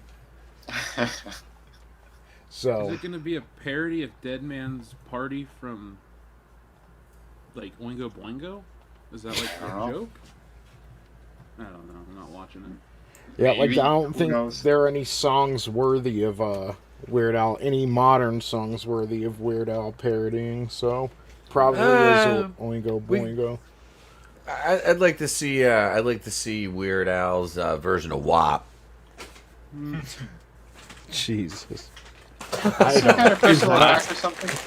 His last album wasn't that bad with the tinfoil thing and all that stuff. I don't want to see Weird Al's WAP. So, over on Nitro, the amazing French Canadians with Colonel Robert Parker defeat the American males in about 5.5 minutes. And where we're at right now with the American males, number one, they started off hot, but they've had friction the past few weeks. Scotty Riggs was gone for a little while. He was injured. He came back. Him and Bagwell started wrestling together again. And they haven't been on the same page. They keep making mistakes and costing each other the match. So tonight they came out. They were really on point at first. But at the end, Marcus Bagwell was getting ready to put Jacques away. Jacques, whatever. And Jacques. Yeah, for no reason, Scotty Riggs kicks Jacques from behind, which sends Jacques flying into Bagwell's face, and they both kind of fall down. And then Ouellette throws Jacques on top of Bagwell for the pinfall. So Riggs and Bagwell are arguing again after the bell, and they blame one another. And during this match and a few times before, Larry Zbyszko keeps calling, and remember, this is after he went and defended Tony Schiavone earlier. It's like, you were the one talking about him. Mm-hmm. Zbyszko keeps calling Hollywood, isn't Hollywood Hogan, he keeps calling Hollywood Ed Wood. And that's not fucking funny, dude! Tony, don't do that when I'm taking a hit. It's not funny, and he said it 6 times. Dude. Or the New World Odor.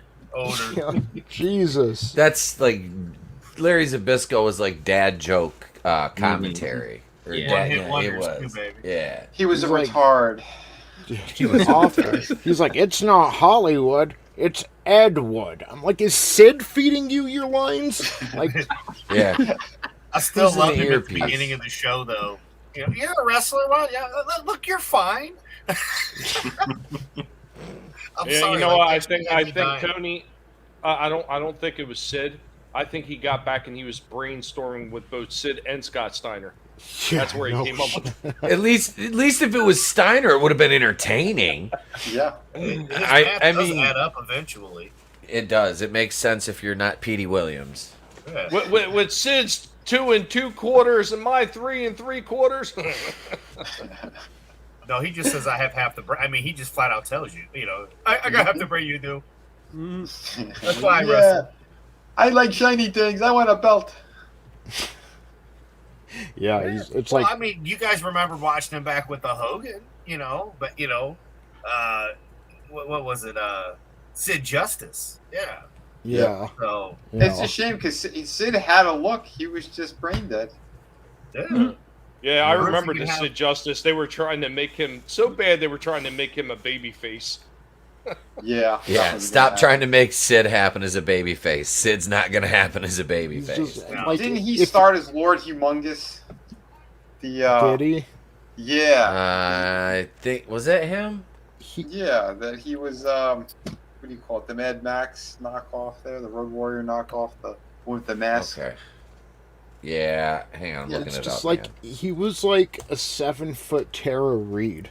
He was just so stupid, just the definition of a dumb blonde. And if he had personality, if he had some mic skills, not even the best, but just passable, he could have been a pretty big deal in professional wrestling. Yeah.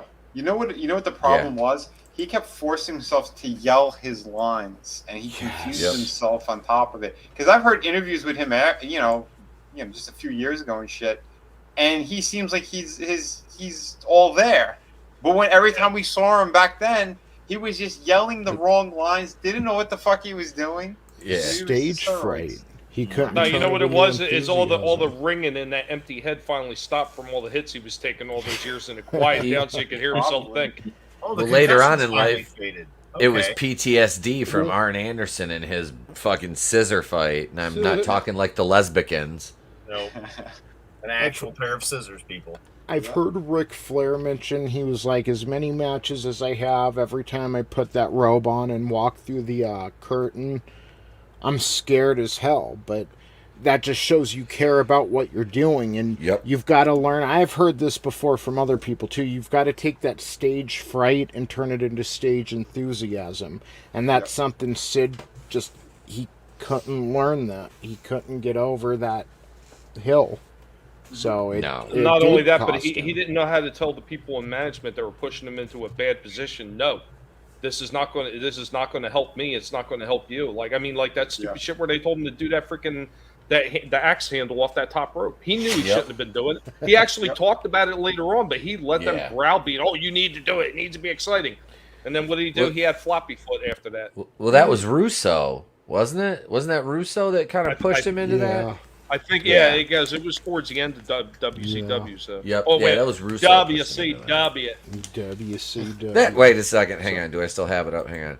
That fucking shit-stained Vince Russo, that son of a bitch, I fucking hate him. I sit in creative meetings with him at fucking McMahon's house. I have to stare at his ugly little weaselly ass across the table. So if you ever hear me say shit-stained, I'm talking about him, because I won't say his fucking name on the air. No, I don't know what Jim Cornette's problem with me. Swerve, bro. Swerve. He likes Don't to make me call- come down there, you little New York son of a bitch. I'll tell you exactly how many cheeseburgers it'll take me to drive there to beat your ass, Russo, shit stain. You fucking made me say your name. Brian Last, cut the commercial. Go to Magic Spoon. I'm Clone Geek. I'm going with Topher Grace. He calls yeah. Kenny Omega Twinkle Toes. Yep. He does not like Kenny Omega. No, he does not. Jesus. Yep. So, yeah. So the big buzz around the backstage locker room in WCW is, there's speculation on whether Roddy Piper is going to finally show up tonight. After weeks of Hogan coming out and talking shit, we only saw Piper once at Halloween Havoc. So we go over to Raw, and this is actually our main event promo. I guess Doug Furnace and LaFon actually did the main event match. Yeah, hey, good for you. Jim Ross is interviewing the new WWF champion, Psycho Sid, in the ring. Now, we've kind of touched on a lot of this already, but, Jim Ross congratulates Sid and asks if Sid had any remorse for what he did to Jose Lothario. And this part of the promo wasn't bad. Sid says, I respect Jose, but he put his ass on the apron, which means he became part of the game. But that was like his one non-botched line. And it's downhill from there. Oh yeah, it was. There was a dumpster fire and a half. How did you say it was, Vinny? Is like, because I'm the champion of the wrestling world, world wrestling. Like, And and then when when they referred to Brett, and Brett, and he just kept yelling. I'm like, why is he fucking yelling? Why didn't he just speak? And then he would go down to that quiet level as well. But every time he had mentioned Brett, he fucked it up, and he kept calling him Brett Man, and then he corrected himself and like under his breath, Hitman. And then he goes, and he's a wrestler coming back into the Wrestling World Federation wrestling. Like, he said it 3 or 4 times, the word wrestling. I'm like, what is wrong with this guy? Was he dropped on his head a little too hard earlier? Too much coke. Maybe he had to take another shit. Who knows? He had that fog going on. Jim Ross is like, here, have a spoonful of barbecue sauce and calm down, dude. No, when I first saw this, I just thought it was his character, to be honest. When I first saw it, I'm like, oh, so this is how they've got him going. He's psycho retarded. Okay. Psycho retarded. Well, I mean, like you're saying, though, he's saying wrestling because we see everything he's doing. So if you put it together with the gimmick, to me at that time it made sense. Yeah. And Sid, the reason he's going after Brett, by the way, is because the winner of the Austin and Bret Hart match, they were going to get a title shot at the December in Your House. So Bret Hart won the match, so he's going to challenge Sid this next month. And I guess that'll be the main event. I don't even know the name of this In Your House yet because I don't think they gave it yet. They had such weird names for him. Oh, it was in your house. Look, Ma, you're out of Funyuns. Yeah. It was In Your House, and then just one of the lines from Sid's promos typed out. Like, So Well, if I remember right, in your house, it's you, Brett Man. It was half the brains that you do in your house. So next week on basically Bret Hart will have to face the Master, and when the smoke clears, the Master and ruler of the world will be standing with the title as the Master. Of the universe. I even wrote here shit promo. Next week Bret Hart will go one-on-one with Owen Hart. Yeah, I'm ready for that again. Yeah. We haven't seen that since what, WrestleMania 10? Yeah. That's Bret. Now look, it's like, Mom, can we have Bret Hart? We have Bret Hart at home. There's Owen Hart falling down the stairs. God damn it. That's not Bret Hart. Kendo's heart is broken. Yeah. I know, he always gives me shit when I post the fucking Owen Hart. I have been falling for 30 minutes. Like, if he wasn't already over at my new house right now, I would go get my Owen Hart action figure and just drop it in front of the camera continuously. Too soon. Tasteless. No class. I'm terrible. So his wife's gonna sue you soon. Be careful. It was heartless what you said.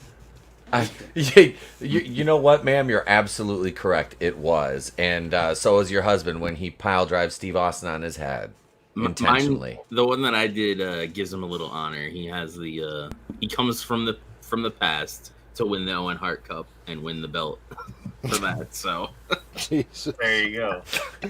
So over on Nitro, they compete with Raw's main event with look, Lex Luger. He's been on a roll. He's been coming out there and handling business lately, putting some pretty big guys up in the torture rack. And the big thing with Luger right now is drugs. Sting. Yeah, drugs. Is Elizabeth still alive? Spousal abuse. But we're just getting the Crow Sting, and nobody really knows his intentions. And Luger was his best friend, and a big reason why Sting's the Crow now. He didn't trust his partner at Fall Brawl. So Luger comes out. He's completely focused on Hugh Morris as Sting watches from the rafters. He puts Hugh Morris in a torture rack after a little over 4 minutes. And during this match, Arn Anderson cuts another backstage promo. He's injured, but he does have another shot at Luger at World War III. Hugh Morris goes on after losing this match to make a bunch of millennials cry at the WWE Performance Center for being a dick. And yeah, Mean Gene interviews Luger and mentions Luger's been on a tear week after week. But Luger says, look, I've been handling business out here, but World War III won't be one-on-one. It's 60 men. And basically, I can't carry the WCW on my back. I need Sting to come back. I need him to come help battle against the NWO. So Sting jumps the barricade and gets into the ring. Is it the first time? Yeah. Has the baseball bat. Debuted it tonight. Luger goes to approach Sting, and Sting holds the bat out and keeps Luger at bay. Then he flips the baseball bat around and hands it to Luger. And he leaves the ring and goes through the audience again. And no one's quite sure what to make of it, because at this point they think he might still be NWO. So, but he hands his best friend the baseball bat. And with that, we go into Nitro Hour 2. Was someone going to say something? No, I was just going to say he gave Luger the wood. I mean, that was nice of him. Yes. Yep. Diggity. I know it was low-hanging fruit, but what can I say? Yeah. Drugs, wood, beating Miss Elizabeth. He didn't just give him the wood, he gave him the Ed Wood. You gotta have a little bit of wood up in here. Oh, God. Good old wee man's got to be somewhere. They need to hire some Jewish writers over there. Yeah, there's no need I'll to be fix a my double application to the office. Don't invoke Walton's name. Okay. So, well, where's my wood? No. It's outside the forest. Tree humper. So, your Hour 2 Nitro hosts are Eric Bischoff, Bobby Heenan, and Mike Tenay. Hour 2 begins with a clip of WCW Saturday Night. It's fucking Shivani interviewing Nick Patrick and his lawyer again with Teddy Long and Chris Jericho, and it's the same promo we've gotten for 3 weeks in a row now, except at the end, Teddy Long was saying Chris Jericho's a fine wrestler. He could beat you any day of the week with one arm tied behind his back. Nick Patrick's lawyer said, well, we just made a legal binding agreement, so at World War III, everyone sit down for this. Referee Nick Patrick versus Chris Jericho with one arm tied behind his back. Yes. That's going to sell. You know, that's what's going to put asses. That's why I'm going to buy I that. was just going to say, that'll put asses in the seat, Shivani. Yeah. So, with that being said, Chris Jericho comes out and he defeats... Alright. Not what are their names? Not the fucking Nasty Boys, the Public Enemy. Oh, Johnny Grunge. They're bad enough as a tag team, but now they're splitting them up. You got Chris Jericho defeating Johnny Grunge, who looks stupid. Like, at least when they're coming out together, it's two people waving their arms and but when you're coming out alone, that entrance, it just looks stupid. It looks like the guy has issues. And he looks stupid anyway. I mean, let's be honest. It's Public Enemy, dude. There's a reason. I'll never, off top, the Acolytes beating they beat them out of the company, dude. Yes. They stiffed the shit. I hate Bradshaw. I fucking hate him. He's great in the Acolytes. But he was. I hate him as a person because he's a prick. Like, he's literally like a legit fucking asshole. But yeah, dude, yeah, I love them as a tag team, though, like, from a work perspective. But, yeah, they beat the shit out of him. I mean, every punch was, like, live rounds. They were just firing live rounds at him. Oh, they were hot, man. They were hot. Did anybody else know, and maybe I'm wrong on this, but you heard Jericho's theme music playing, right? The Walls of Jericho? It's because it was so close to Even Flow from Pearl Jam, his WCW theme, that they have to cover it up with Walls of Jericho. Okay. Same with DDP's theme. I because didn't remember that, like, when it was live, and I was wondering if this was a WWE thing. Yes. It's like... Yeah, that's right. What was that? That was a Nirvana song. For DDP. Yeah, DDP was Nirvana and Jericho was Pearl Jam. Yeah. Yep. So and I'm sorry, man. I just that was something I wanted to make sure I brought up since we were in this area. It trips you out. Like, I thought Walls of Jericho was his WWE theme, but yeah. Well, and I'm thinking back because I've not missed any of these episodes they aired. I remember ever since the Pillman episode, I never missed a Monday Night Raw ever. Yeah. Till it ended. So, and in my mind, I'm going, I know it's been a long time since I've seen this, but I swear that he did not have that theme music play originally. Yeah. So thank you, because I was just like, man, is it just me? It was a few notes. Yeah, it was a few notes different from Even Flow, so WWE wasn't even playing games when they bought the tape library. They're like, just put Walls of Jericho in a very early version of that song, too. So, yeah, Chris Jericho defeats Johnny Grunge, and how it happens, Grunge basically sets Jericho up on a table, and he gets on the top rope, and he's going to jump through Jericho and the table, but Jericho rolls away. Grunge puts himself through the table. Jericho, he's still pretty new, I don't think he's got the Lion Tamer yet. But he missile drop kicks Johnny Grunge and pins him, and then Mean Gene interviews Jericho on the ramp and asks Jericho about his match against Nick Patrick at World War III. Teddy Long interrupts, says it may be his fault before Jericho can even say anything. Teddy apologizes for opening his mouth too much on Saturday, and it's his fault. But Jericho says there's no need to apologize. He thinks Teddy Long is great, and they're going to get some revenge at World War III. Even though I thought Nick Patrick was feuding with Macho Man, but that dude's everywhere these days. Everywhere. Like Sonny and Pat Nick, Patterson. Nick Patrick, Thug Life. Yeah. So, Hollywood Vincent, Ted DiBiase, and Elizabeth make their way out to the NWO theme, head towards the commentator's booth. Hogan says it's time for Hollywood, and with Bischoff being the very foundation of WCW, it's time to set the record straight.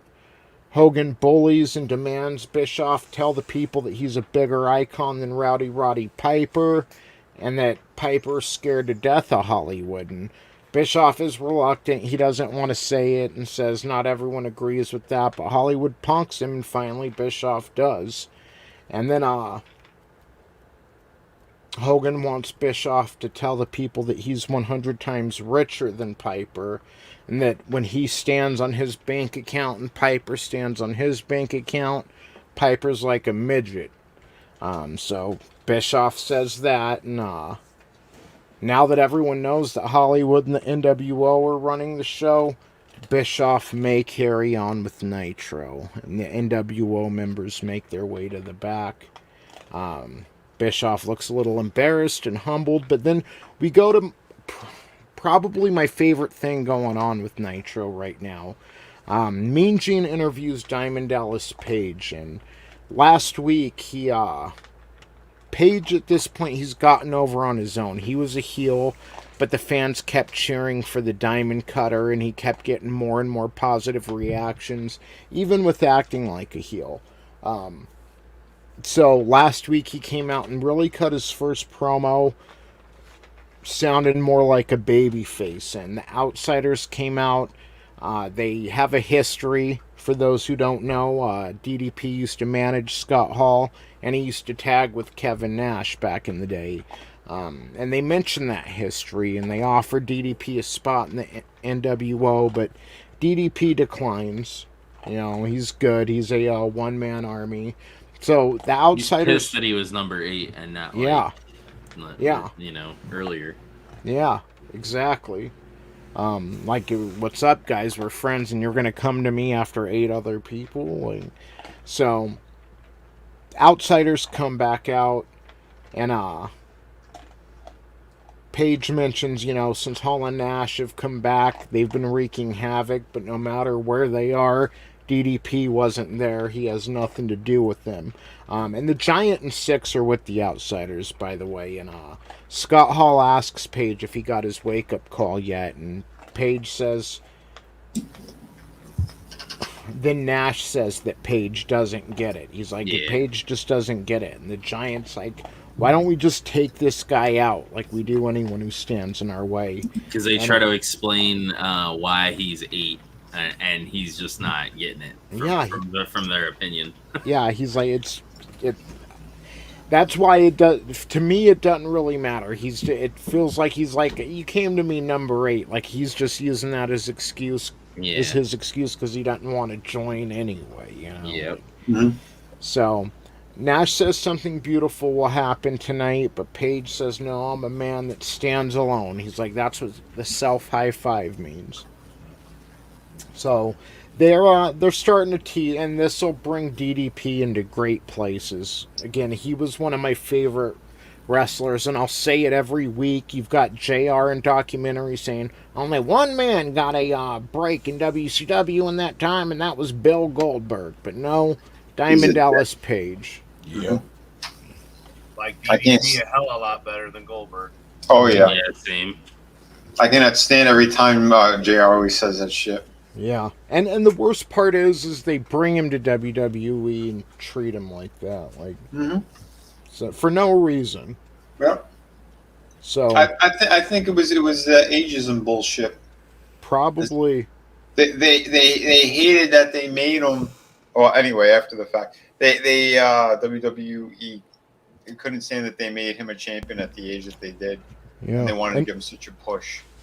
you know, look at everything they put Booker T through before really taking him serious, you know? Like, yeah. And he's badass in Harlem Heat that we're getting on WCW. I mean, Yeah. you know, we've gone week to week talking about how great he's looking in this picture, and we can't wait till he gets into the singles. He was main eventing with Luger in singles matches the past few weeks, and he looked great. Like, I'm like, I don't know why I didn't see it back then. I mean, I was a kid, too, but, I mean, Booker T looked like a main eventer in there with Lex Luger. And this is back in 96. He's not going to get his break for another 3 or 4 years. Yeah. Which is crazy. I remember that because I wasn't watching all the matches, but when I started watching them, he was with Luger. I was like, oh, shit, man. He's doing some great stuff. And then I'm like, why do they keep putting him in tag matches? Yeah. I saw him do a singles match before I saw him do the tag team match. And I'm like, what's the deal? When they do give him his break, they're making him do, like, the bookend and act like The Rock, and it's like, you don't need to act like The Rock. Just let him be himself. Like, Booker T's a star. He is. So. And a hell of a nice guy. Like I said, I met him a few times. Yeah. He's super fucking cool with fans. Yeah. Very, very grateful. Good shit. He had a rough childhood, too, so that probably explains it, you know? He's appreciates what he has. Him and his brother both got into a lot of trouble. Yeah, and they lost their mom at a real young age, and their older sister had to raise them, and... Oh, wow. Yeah. So, Jeff Jarrett defeats Bobby Eaton via figure 4 leg lock at 2 minutes 19 seconds, and, you know, just to catch everyone up, Jarrett's been saying he's a horseman lately, and Benoit and Steve Mongo McMichael take exception to that. So, at the end of the match, Ric Flair makes his way out to the ring, and he's in an arm sling. He had his shoulder surgery done a couple weeks ago, and Flair celebrates with Jarrett, and Mean Gene enters the ring, and he mentions this Sunday Jarrett will have a rematch against the Giant. And at Halloween Havoc, Jarrett was able to avoid the Giant's chokeslam. So Jeff says it's time for the WCW to unite and put their personal differences aside.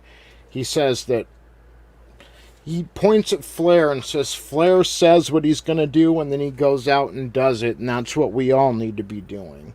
So Mean Gene brings up Sting attacking Jarrett last week, and we kind of get a non-answer. Jarrett says that he doesn't want to talk about dissension, he wants to talk about uniting. But it's like, no, I want to know what you think about Sting, Scorpion, Death dropping you, bro, out of nowhere. Yeah. So, Rick gets on the mic, and he says, Mean Gene. At this particular time, the Nature Boy is telling the world that Jeff Jarrett is good to go. The doctor fixed Flair up, and he'll be back soon, but in the meantime, Jeff Jarrett will style and profile. And right around here, it's showing Sting watching Jarrett and Flair from the rafters. And Flair calls out Benoit and Steve Mongo McMichael. He says, listen, Jeff Jarrett is in because the Nature Boy says so. Which I don't agree. You know, I don't think Jarrett should be a horseman, but I don't know if it's... I've watched interviews where where Flair has said he wasn't a horseman. That's what I don't think he's official horseman, but that Flair's telling Benoit and Steve Mongo McMichael, like, for now, Jarrett's in. You know, he's gonna represent us. So I think he was more of a satellite member. Gotcha. Kind of like Lex Luthor. I never thought that Luger, you know, I never really thought he was much of a horseman, but you know, when he first came into WCW, that's where he wanted to be. Hey. Yeah. Wait, Paul Roma was a fucking horseman. Yeah, I mean, at one point there was a lot of people that rolled through that. Yeah. Thing. So Pete Daddy Dollar might even have been one. I don't think that. Who had more shitty members, the NWO or the Horsemen? Oh, the NWO. NWO. Yeah. They had Virgil. And you that's true. That trumps everything. That trumps everything. I thought you were gonna say Bischoff trumped them all as being a member. No, it's Vincent Virgil. Yeah. Which both his names are ribs too, which is hilarious. It's like, we're going to call him Virgil because that's a rib on Dusty Rhodes. It's inside baseball. Get it? Ha ha. Now he's Vincent. What they did to the NWO after the finger poke of doom and Hogan basically joined Wolfpack and all, like all the talent, Steiner, everyone went over to Wolfpack, and like the NWO Black and White was led by Stevie Ray, and it just had, like, I think Disco Inferno was NWO, like that was the absolute worst version. Like, you wouldn't even see the Black and White except for on Thunder and Saturday night. Then didn't that transition into the New Blood versus the old blood or something? It was headed that way, definitely. The New Blood and the Millionaires Club. That was towards the end, It may have been, but at that transition.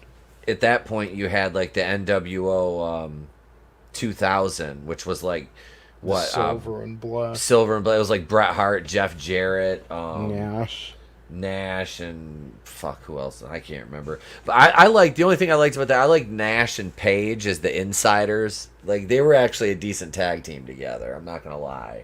See, I blocked so much of that out. I forgot they tagged together. Oh no, dude! Like the Magnificent Seven stable, like all that at the end. Yep. Everything was going so quick at that point. Like, I'm pretty sure in their last year they had like 30-something world title changes. Yeah. It was a lot. I think I was like done watching WCW at that point and switched to WWE. Yeah, like they would change the title twice in a night. Yep. Like, holy fuck, guys! It was like breakneck speed for that shit. It was. So they got that win streak though, and then they never got it again. Once that streak ended, it's because Turner execs came in. Yep, that was during the AOL. Buyout. So, they basically put handcuffs on Eric Bischoff at that point. Like, which is really funny when you think about it, because at first, WWF, before they began the WWE, were still that real. Up till now, kid friendly, goofy, fucking, kind of a deal. And, we've got Austin now flipping Brett right off at the beginning of the pay-per-view, talking smack the whole time to right where we're at. Psycho Sid even said shit the other week on Monday Night Raw. He said, "That's bullshit." Yeah. I'm Ted Turner, and I got sick of Eric Bischoff spending all my money. I needed it to pay for my divorce from G.I. Jane. I mean, Hanoi Jane. I'm Ted Turner, and I colorized the moon. Next up on Nitro, after the Jarrett Flair promo, we have Big Bubba with Jimmy Hart. He defeats Jim Powers with the Bubba Slam in a shade under 4 minutes. And I know that Jim Powers, isn't as high on the card as Big Bubba, but that almost looked ridiculous. You got a fat, out of shape Big Boss Man versus Jim Powers, who's fucking yoked in the prime of his life. I'm like, should Bubba be beating Jim Powers here? I always thought they were punishing him because, he was a serviceable enough worker, Powers was. I'm like, he must be a complete, just douchebag. Backstage where they're like, you're never getting a push and you're going to toil in obscurity in the mid-card. But, I mean, still at that point, you're on TV at least, you know. Yeah. And so, you know he's making some dough. It was him and Roma that were together for a minute, right? Yep. Yeah, in WWF, they were like the Young Stallions or something like that. Yeah, and even they were decent as a tag team even. They got a nice little push at one point. And it ended abruptly for, I believe, it crashed. It was the usual. Yeah. But. So, we're going to end the night with the promo, but before that we have our main event wrestling match, which in my opinion is the best match Nitro's had in a few months. Chris Benoit versus Eddie Guerrero, which they've gone at it countless times, and I mentioned this to Etep, it feels like at least 4 out of 5 times they put Benoit over on Guerrero, which it's a little sad, but I get they had Benoit a little higher on the card too. He was a horseman, and but Chris Benoit defeats Eddie Guerrero in 9 minutes 23 seconds. What was it, Draven? Eddie Guerrero goes to head scissors, but Benoit rolls through into a sunset flip and pins him. Yeah, I think so. Yeah, good match. Real good match. Good main event. So, good for them. But the night officially ends with Bischoff heading to the center of the ring. If you guys notice, if you remember, he's been trying to get this Roddy Piper Hollywood Hogan match signed, and he wasn't on Nitro a few weeks ago when he called in and said that, Roddy Piper's agent is really blocking the deal and he needs to talk with them. And then we watched that shitty Roddy Piper music video last week, and yeah, I'm your man. So yeah, I'm your man. So Bischoff heads to the center of the ring. He apologizes for what Hogan made him say and do earlier, and that they're still doing everything they can do to get Roddy Piper to sign for a match with Hogan, and that's all he gets out, and the bagpipes play. Massive pop from the crowd. Roddy Piper makes his Nitro debut. And Piper says it's nice to be back, and he's come here to tell truth. Piper says he's never heard so many lies in his life unless he was telling them. He says, first off, it's an honor for him to be back, and he goes into some of his history in Charlotte, North Carolina, since they're not far from there. His first child was born there, and, he goes through some of his history, but he says tonight he's pissed. Somebody is calling him a coward, and he makes an LL Cool J quote, which basically LL Cool J put Roddy Piper in some of his lyrics, and he quoted those. And then he turns towards Bischoff, points at him, and he calls Bischoff a liar. Then the crowd's a bit confused, so Piper facetiously shakes Bischoff's hand and asks how Bischoff is doing, real mockingly. Mm-hmm. And he mentions, he's like, Bischoff, you said you flew out to Portland to get the match. It's like, were you first class or coach? First class or coach? And Bischoff is just kind of struck. He doesn't know what to say. And he's like, how about this? You drove to my ranch to get me to sign. How's the road leading up to my ranch? Is the road windy? Is it straight? He's like, why don't you tell the people here? Right about here, the NWO hit the ring. And they don't attack Piper as much as, you've got, 7-8 guys in there, and they're holding him. They're holding his arms and fucking holding him there. And Hogan comes in and he takes the mic, and it's revealed that Bischoff is with the NWO this whole time. Now we know who's really running the show here. And Yep. Yeah. And I know this happened. I know Bischoff was part of it, but I wasn't expecting it tonight. And it was nice little surprise. I think though it kind of was, if they would have waited a little longer, it might have paid off a little more personally, but maybe, but I kind of like, how they're going to take it back from here. And because it kind of makes sense with him, putting Elizabeth in Macho Man's head right before the Halloween Havoc main event and making Macho worry about that, because they're going to play it like Bischoff was actually a member of the NWO since, he got powerbombed through the set by the Outsiders. Yeah. Yep. That was his initiation. Yeah, and that was before we even knew Hogan was NWO. Mm-hmm. So, but this took the fucking sales out of Piper completely. Yeah, it did. It did. But being a huge Piper fan too, and that's the thing. I mean, maybe that's part of what it was. I just felt it could have maybe waited another week or so, because everything that we had, and it does play out good. You're right, but yeah, there's something to be said for that. Waiting another week, but I think that's why they didn't beat down Piper either. They because Piper was fucking trying to get out. They just had the guys hold his arms, fucking 7 guys holding you, so you can't move. Mm-hmm. Yeah. So at least they didn't beat him down. But Hogan calls Piper a loser, and he's fighting a losing battle, and nobody knew Piper's name until he wrestled Hogan, and he calls Piper a coward for not signing the contract. Come on, dude. He's a dick. Yeah. So now it's time to teach Piper some respect, and then they were going to beat Piper down.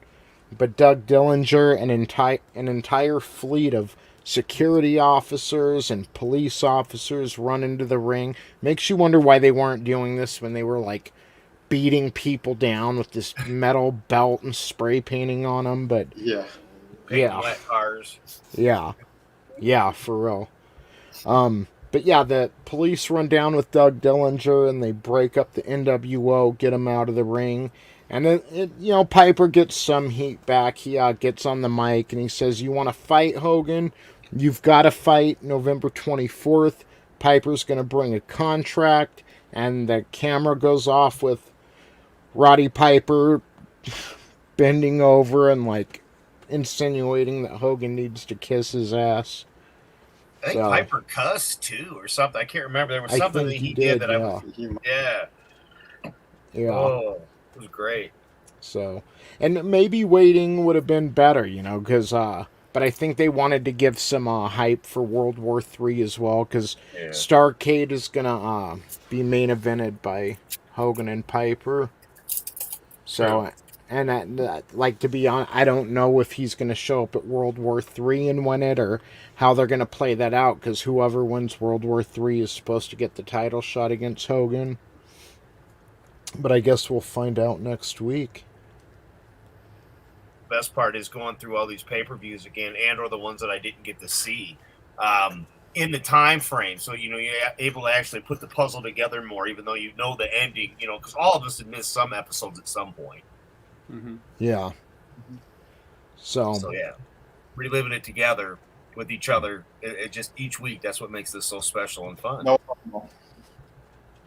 Etep, can you still only hear me? No, I got you, man. I got the audio. I've been back for a minute. Okay. Yeah, so it's hard for me to choose a winner out of this one. Let me go around. Draven, what did you think of this week? I'm gonna probably give it to Raw just because of the amount of matches that were like, the Undertaker, Stone Cold Mankind thing, and then with Survivor Series that was really good. I feel like the Bischoff reveal wasn't really that I don't know, it just felt off and it didn't feel very WCW's good at that. Yeah, you couldn't really understand what was going on at first, and then you're like, oh, okay, he turned to NWO. As much as I like WCW, they were always good at kind of botching the big. And I think that's because there was so many damn people in the goddamn ring, you couldn't see what was actually happening or going on. Yeah. So you're like, what is happening? He's like, so now you know, brother. It's like, I really don't. Mm-hmm. What's going on? Yeah. So, what about you, Etep? Oh man, I gotta go with Nitro on this one. Raw was hot, but I mean, you got Guerrero and Benoit. You got the NW. You got the big reveal of Bischoff. It's Nitro for me. Sweet. I'm always WCW. You know that. Yes. Tommy, what did you think of this week in wrestling? Well, this was right around the time that I was actually still watching both programs. So I would have two TVs set up and I would record them in case something crazy happened. But I would watch both at the same time. And really, quite honestly, the way that both programs were working at the time with the matches that they were really building, WWF at the time really building up towards something, and WCW kind of not really developing anything, but kind of holding the line and keeping the status quo that they had started there. It felt kind of even to me. I didn't feel like one really outshone the other. Yeah, I can definitely see that. Yeah, I mean, they're both putting on a pretty quality product, especially compared to 1995 wrestling. Mm-hmm. Oh yeah. So, oof. Yeah, I'm finally still WWF getting away from the horrible gimmick shit that they used to have. But yeah. oh God, it's not to say anything against people like the Godwins and all the other ones that were doing those gimmicks, but that shit got tiresome really quick. Yeah. They were cartoon gimmicks, man. They were all cartoons. You know, they like the smoking. Out of all the gimmicks you could have picked, you picked the smoking guns. You ignored like boring. Max Moon and like Aldo Montoya because those weren't boring. Like the smoking guns was so boring. There's fucking Mantar, Tony. Mantar. Lest we forget Mantar. But touche, the WCW had Shockmaster, whose fat ass fell through a wall. So. Yeah. Stormtrooper. Tugboat, yeah. So, Vinny, what did you think? Who would you call the winner this week? See, that is tough. I'm kind of leaning to what Tommy had said, because there was shit that I liked. The opening was so strong with WWF, and I don't know, like it shit the bed near the end. Again, closing out with Sid was disgusting, but then what they did to Piper was kind of that was another slap in the face. But Benoit and Guerrero, they're always entertaining to watch. Mm-hmm. There were some cool fucking things that happened over there. Luger was tearing it up. I remember back then when I was watching. I still enjoyed seeing that shit happen. And yeah, one of the first times you get to see Sting in the ring, with the bat, he's doing his shit. But again, you think he'd fuck him up, but he took his side sort of and left. But we still didn't know shit about it. Like, all that kind of stuff, how it played out, I'd say, I was pretty damn. It was a tie. For me, it's a tie. Yeah. Definitely. What about you, Superfan? So it goes back to what I was saying earlier, where it was like, I can see why Vince won, just off these two episodes alone. They were both great, When you're trying to break down a 2-hour show versus an hour, though, you really got to kind of pick your matches. So as we normally do, the main three. At the time, I would have said WCW. Obviously there was more matches, there was more wrestling. Both dropped the bomb, and the ball at the same time. You got bombs going off and balls getting dropped. Raw opened up strong, and at the end, Raw won, I think, because of the dynamics that are made right here. And then WCW, what did we get? Some of the same stuff we've already seen time and time again. I love Benoit and Guerrero, don't get me wrong. Great matches. Hoovy is always fun. You never know what that little crazy guy's going to do. You throw in a Mysterio too. But yeah, I mean, wrestling-wise, WCW. But story-wise and overall, WWF. Which, of course, dies and turns to WWE, and, we can't stand it now. Well, WWF, it had more connective tissue. And you could see, for the long term, it was going to play out better. Yeah, WCW, it was just a lot of the same shit. Vince had more connective brain tissue, so kind of. That's the whole thing. Like, when they brought him in to start working on WCW and changed it, they were not looking at the long game. That's why they didn't spend as much time with the people in the powerhouse. Yeah, right, powerhouse. Mm-hmm. Oh, the power plant. Power plant. Yeah, they didn't spend as much time with the people coming out of the power plant that they should have. Yeah. Like freaking Paul White should have spent more time in the power plant. Yes. And they shouldn't have moved them up to the roster so fast. He could have really developed the craft a little bit earlier on, and he wouldn't have seen like a later run as him really starting to get his feet into the game. But they did. They were just trying to. They came out early. They said, this is how we're going to establish things, and instead of pushing it forward, they just kind of said, okay, let's just maintain this, and that's all they did. Yep. What about you? Never should have left the camp. Yeah. What about you, Jeff? Who would you say is the winner this week? I'm going to go against what I normally say and go WCW, because I am interested in the NWO stuff, I'll be honest. Like, as a kid, I actually... Before I considered myself a wrestling fan, I knew what was going on with WCW. It was just kind of a thing. I liked it. So this era of WCW is a lot easier to digest than the WWF, because the things, the wrestlers, the characters, they would all evolve and become the versions I love in the WWF. But, like, this is peak WCW characters for me, so I can't really get... WCW doesn't get any better than this for me. It gets this the game Revenge, and then I think it's a joke for 90% of its existence. So this is one of the rare occasions when I'm going to give the nod to the WCW. Definitely. Yeah. You know, the thing is this, Raw being an hour has some pros and cons. Like, they don't have to fill as much airtime, so the time they do have is, it feels a little more action-packed at times than WCW, but at the same time, like, let's bring it back to The Rock. He made a great debut at the Survivor Series, he won the match, and then you just don't hear anything about him this week, because they only have an hour. Right.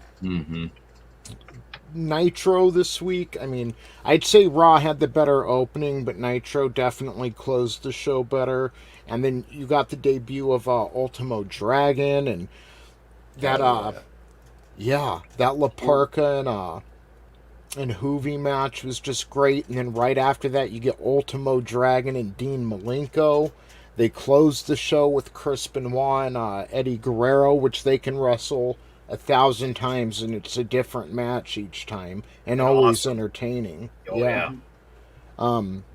Luger and Sting, that was really interesting, and we finally got, I think one reason I'm so happy is we got some progression with Piper and Hogan.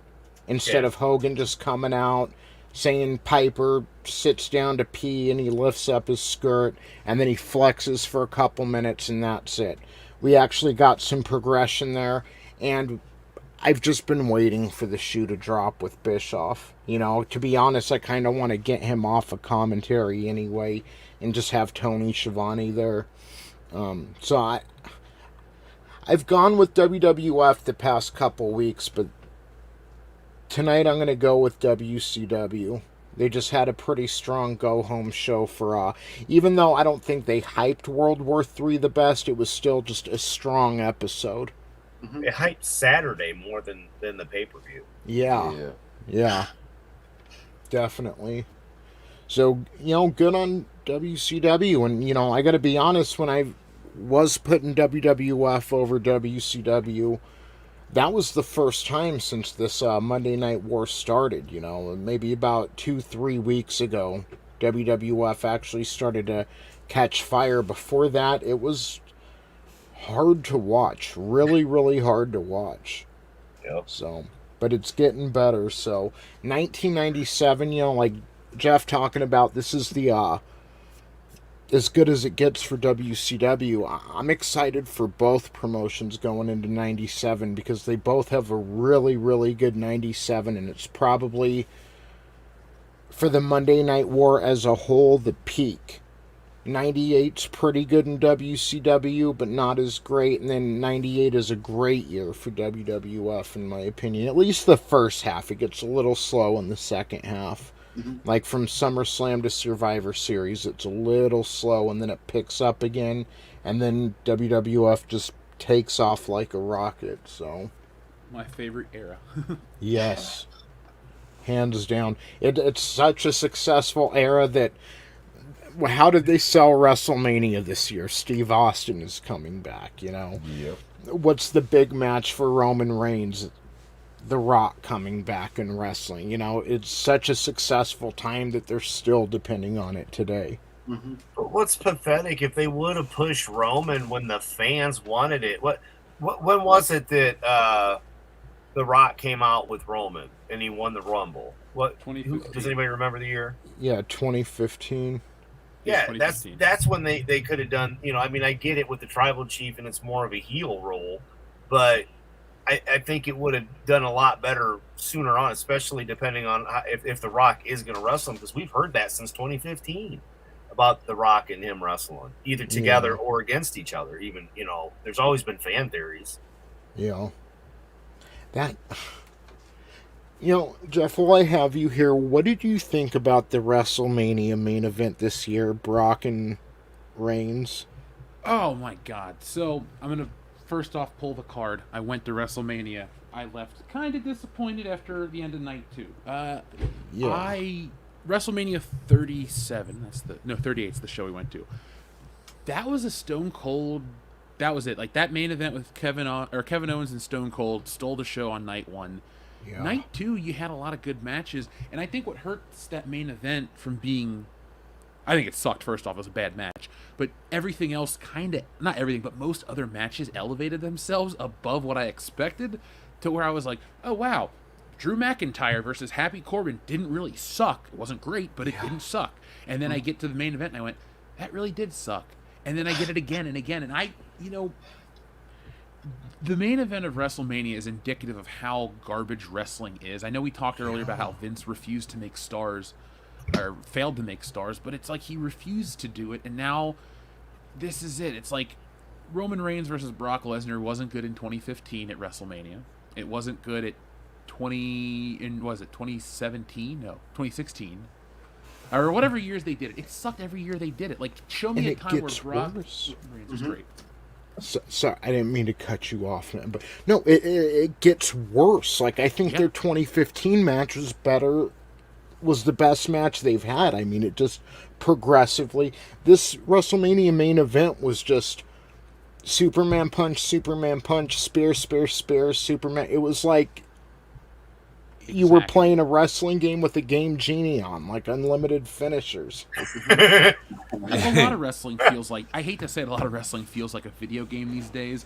Like, I'm not going to get into this the whole time, but like, I like AEW enough, but damn it, everybody that kicks out a fucking finisher after finisher after finisher, Yeah, is a WWE problem That's too. it lessens the moves. Yep. Yeah. Yeah. Like, I know you had mentioned earlier during the Survivor Series portion about the stunner losing its efficacy or being kicked out of it and stuff, but like, even then, like, how long did it take for somebody to kick out the proper stunner? A long time. I think it was WrestleMania 15. So it's like, we don't even build up these superstars anymore. Right. And what happens when you don't plan it out is you get modern day WWE rehashes. They'll kill off a storyline if it's decent, like what is it, the Brood 2.0 or whatever it was fucking called, Judgment Day.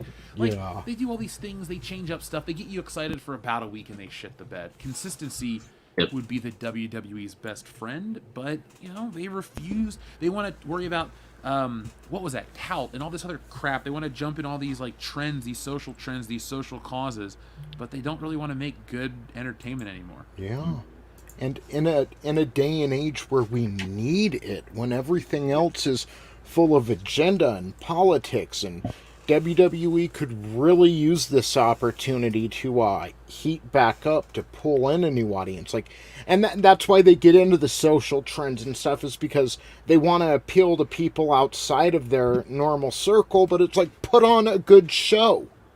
Yeah. Mm-hmm. Well, with the news of Vince right now too, and what's going on with the company from behind the scenes, then everybody's like, wait a minute. So no wonder they're in with all those trending, to keep their butts covered, basically. Yeah, but all these corporations are all doing that. They're all switching over. I don't care what it is, from the biggest to the smallest. Yep. I have a friend. Even AEW is doing it. Yeah, but that's it. Because they think that's what they have to do right now. There's certain powers that be that are pushing this shit on every single corporation, on top of everything else. So when you have the ones who are already complying, they're going to go even harder. Then, because as an example, like, I have a friend who's working at Target, and it's like, so how is it working over here? And he goes, it ain't that terrible if you're okay with all the woke shit that they're pushing. But he goes, Target's been bad for a while. Yeah, but that's what he said too. He goes, they're going even more extreme on stuff. Yep. They're putting out product that is telling you to, go against the norm of. Again, how to say it without saying it on air. But you know what I mean. It's going against the Fruit Loops, Vinny. That's what you wanted to say. Yes, man. it's Vinny gets stuck with it. What you need is Jesse the Body to just set this straight. You know what it is. The people that they have working at Target are a bunch of slack jaw bundle of sticks, Vinny, and you can't trust not a damn one of them. Take it from me, Jesse the Body. Not okay. Well, that's like at least. Where's my paging doctor button? Well, but that's it, right? I used to work at Nordstrom, and they were doing the same thing. Like, they were pushing this stuff, like, not only in like the stuff with HR and all that stuff, but also like their advertising and all that shit. Yeah. And it's just like, dude, just sell a fucking product. Like, it's tied in with big tech and everything else that they're doing, and wrestling's been like that for a number of years now. It's just gotten a lot worse the last couple of years because we know who's in charge right now, right? I mean, all this shit kind of ties back into itself, and that's another reason too why you have your certain rumors, and like your Dave Meltzer and his buddy who were talking about the whole situation with Vince, that they try to get Stephanie out, and then they think that maybe Stephanie's the reason why they're doing what they're doing now, so she can have more control over the company again. She's acting CEO, and what was she doing? She was putting a ton of woke shit back in. So it's gonna stay shitty and probably get worse for a while. Yeah, and there's no good heir to WWE after Vince. I mean, and he's so old now, he's obviously out of touch. There's no one that can really, that I have faith in to take it and maintain it, much less grow it. So Vince is one step away from falling off bicycles too. Oh my god, he turned to George Soros. Did you see him? That's what his face looks like. Yeah. Everything's sagging and bulged out in his face. Vince looks like a ghoul at this point. His muscles are all deflated. The steroids fucked him completely. Oh, when he took his shirt off, I was like, no, Pop, no. The best part of WrestleMania for me was night 2 when Austin Theory had his match, and then Vince wrestles the guy afterwards, and they beat him. And then Austin Theory and Vince are standing in the ring, and Austin Theory's music plays, and Vince gives up the fucking surprise that somebody's coming out there to get him, because Vince starts looking around with like just a scared to death look on his face. And then Austin Theory has to like, hey, this ain't Stone Cold's music yet. Then Austin's music hits, and he has to fucking do it again. Like it. Because you're like, what is he doing? Anyway.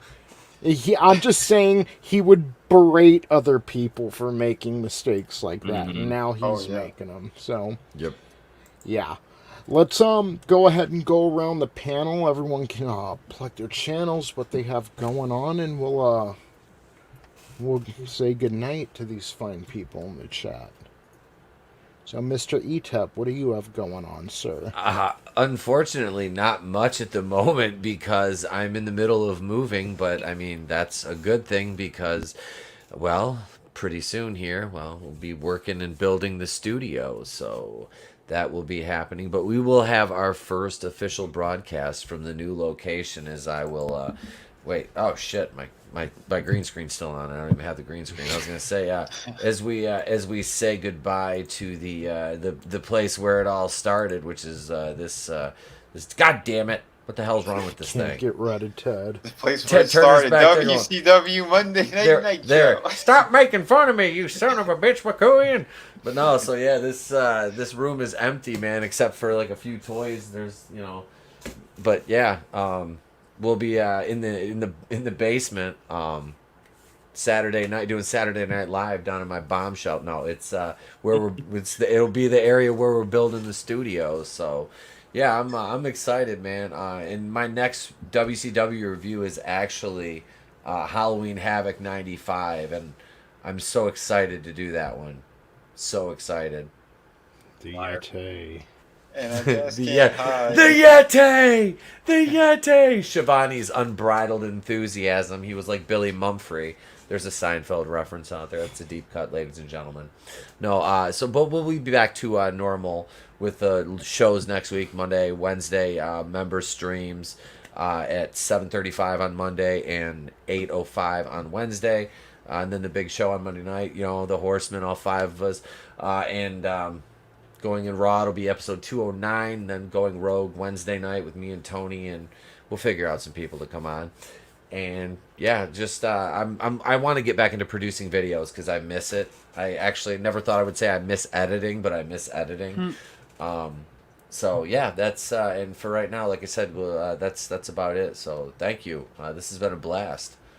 Yeah, thank you for coming on, bro. And I can't wait to see the studio. I love you, bro. Dude, That's gonna be awesome. there's gonna be a wall of fucking card backs, and there's gonna be a wrestling wall, and yeah, we're gonna have some. Yeah, it's gonna be very fucking cool. I'm excited to get to like build it and show it off a little bit, you know, cause I'll have some toys and shit in there. So yeah, it'll be fun. If you show it off too much, you'll get arrested. Last time I did that, I spent a week in jail, so no more. And real Just quick, ask Brock. I agree. Frankie knows. By the time she decided to get naked, nobody wanted to see Sonny naked. Yeah. So thank you, Sonny. Sad and depressing. That's okay because Zack Ryder wrote her. And A few Ziggler. guys, a few of them. Dolph did. Ziggler. Yeah. Chris Fisk, you know what's funny about that? Yeah, BlackRock and Vanguard own like 10 to 20% of all these corporations, and then when you look into who owns BlackRock and who owns Vanguard, it's like they all own each other. It's just this weird circle of corruption, corporatism. It's really I would have said weird. it before then. Fuck. All right. Remember hashtag it's Tommy Gunn's fault and Dion Green. Allegedly in the game of Minecraft. That's Allegedly in Minecraft. Yes. Yes. Mr. Draven. Hey, you guys can check me over on Twitch playing games, and then over here on YouTube, I've been doing the watch party / like review things after we watch the event. So this coming Tuesday, the 28th, we'll be watching Forbidden Door at 5 p.m. Eastern. We'll be watching it, and then after that, so I'm assuming it's going to be like 4 hours. So at like 10 p.m. Eastern, we will be going live and reviewing it. So it should be a good time. Sweet. Jeff, if you're available and you want to hop in and watch, you're more than welcome. Shoot me a reminder. I intend to watch every AEW show. I even alter my cable package to watch AEW, and I never Nice. do. So Okay. like Right. all I need is a reminder. I'm like, oh shit, I will try to be a part of stuff because I support them because I want them to succeed. Yeah, we Same. need competition. Yep.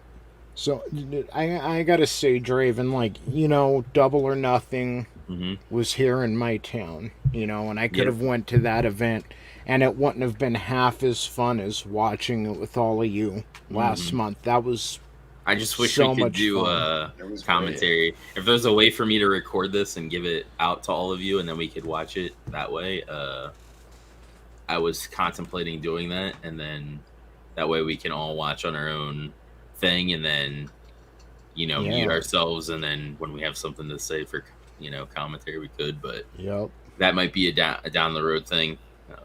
I did that with Tommy and the guys when we watched the Royal Rumble. I just did it on StreamYards. I didn't go live with it or record. Yeah, that's But what. yeah, because Yeah. what we did was we just typed in the chat. You don't have to log in. But yeah, because that way everybody was able to watch. I hosted it, so they were watching off my account. But it was me, Red, and Tommy. And I tell you what, the only reason that Royal Rumble was fun was because of those two gentlemen and us just having so much fun ripping on Oh it. yeah, the commentary is great. Download the audio recording off StreamYard too. Oh, that's a good point. And then start things out. Yeah. You gotta hit with a heavy hand on that edit button. There's a few things you said that were yeah, you're gonna have to edit the shit out of that. Yeah. Real quick, did you have anything else, Draven? Are you going on Twitch? No. Or? Right now, since I've been working, I was making like the intro and stuff for this. I haven't really had time to do any of the gaming right now. But once this is all dealt with for the time being, then I'll be going back and doing that. Yeah. Make sure to check this out, guys, because I mean, the pay-per-view, it's going to be great. The commentary will be great, but that intro Draven put together is fantastic. Absolutely. Yes. It's a little rough in some spots, but for my first time doing something like that, it's not half bad. Bro, it looks great. Yeah, it does. Yeah, man. Super fan.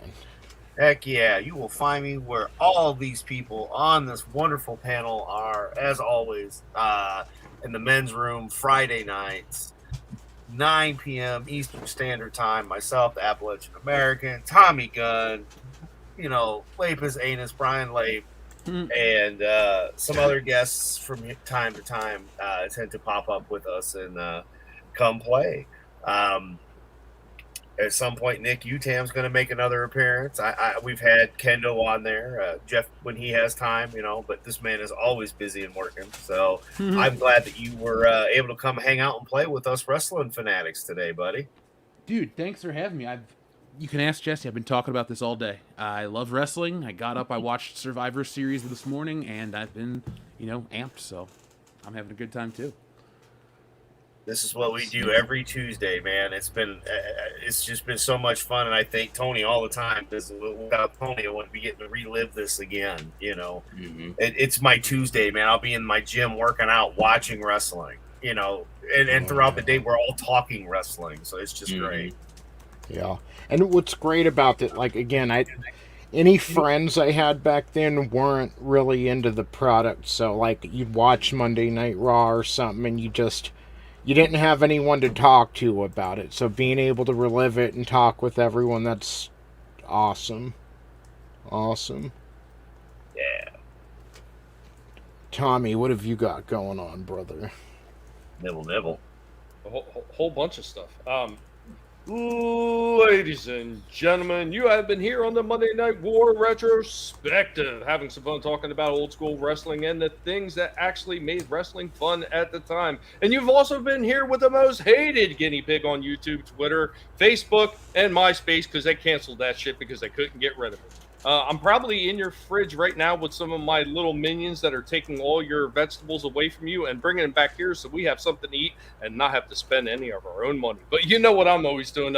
Monday night, 6 p.m. Eastern, going old school retro discussions, talking about all that old school stuff from the past is so much fun. All the stuff that brings the nostalgia trip. We know toys, movies, shows, even old places like, God damn, do I miss freaking the old Toys R Us, KB Toy Store, Kitty City. I miss all that shit, man. It's all part of my childhood growing up, man. And I hate watching these bastards. Destroy this shit, man. It drives me absolutely insane. And then, of course, back on Thursday between my channel and Vinny, we have a collectible pass where we're talking about the retro releases and some of the newer toys that are coming out. Paying respect to the old stuff. You got to start from that place of love before you can attack these idiots that are trying to destroy it today, man. This is the way it needs to be done. Guys, remember, never let anybody tell you what you can and can't say, what you should or should not watch, because your silence gives consent and the guinea pigs will come for them damn toes. Thanks again, Tony. Always fun. I'm sorry I haven't been able to be here as often as I like. Unfortunately, a lot of problems. Still dealing with the aftermath from that freaking car accident. Matter of fact, I got an MRI tomorrow. Fun. Yay. I get to sit in that stupid tube. Well, we're all in your fucking corner, man. Yeah, brother. Yeah, brother. Sir. And speaking of toys, I mean, God, it's so important kids play with toys, and I might not have known that had I not seen a generation basically grow up without them, grow up with screens. Dude, yeah, that was like the bulk of what I moved today was like trays, not even my stuff, his stuff. There's like 30 bins filled up with like different kinds of action figures and all these different toys. Like, I mean, the kid's like he'll be 7 in a couple weeks, and he's got like 40 some Marvel Legends figures. Thanks, Uncle Sal. Yeah, go subscribe to 2 Cents Toys. Yes. Salvador. Yes. Yeah. If you want to talk more toys too, sign up to VinnieArt. I'm still doing toy reviews over there. I want to start bringing back the art classes as well. I haven't had much time yet. I've been fulfilling for like a month straight on Shadow of the Kraken, which you do have all of them out there. Please, people, if you're watching, double check your addresses and everything else too. I had one that came back to me. I would assume people knew where they live, but apparently they don't. But in any case, please contact me if you haven't gotten your package yet, or tracking number or whatnot. But yeah, everybody, thank you so much for helping out with all that. And I'm working hard now, catching up on a bunch of cool stuff. And I am working on a project that is so damn detailed. By the time I'm done with it, I'll probably need glasses and an operation on my hand. Yeah, this thing is insane. But I can't even show you a piece of it. It's just. But don't worry, when it's ready to be released, it's attached to someone's project. It's going to be absolutely killer. And yeah, so go subscribe to my channel. I just put up a new Hans Cock video tonight as well.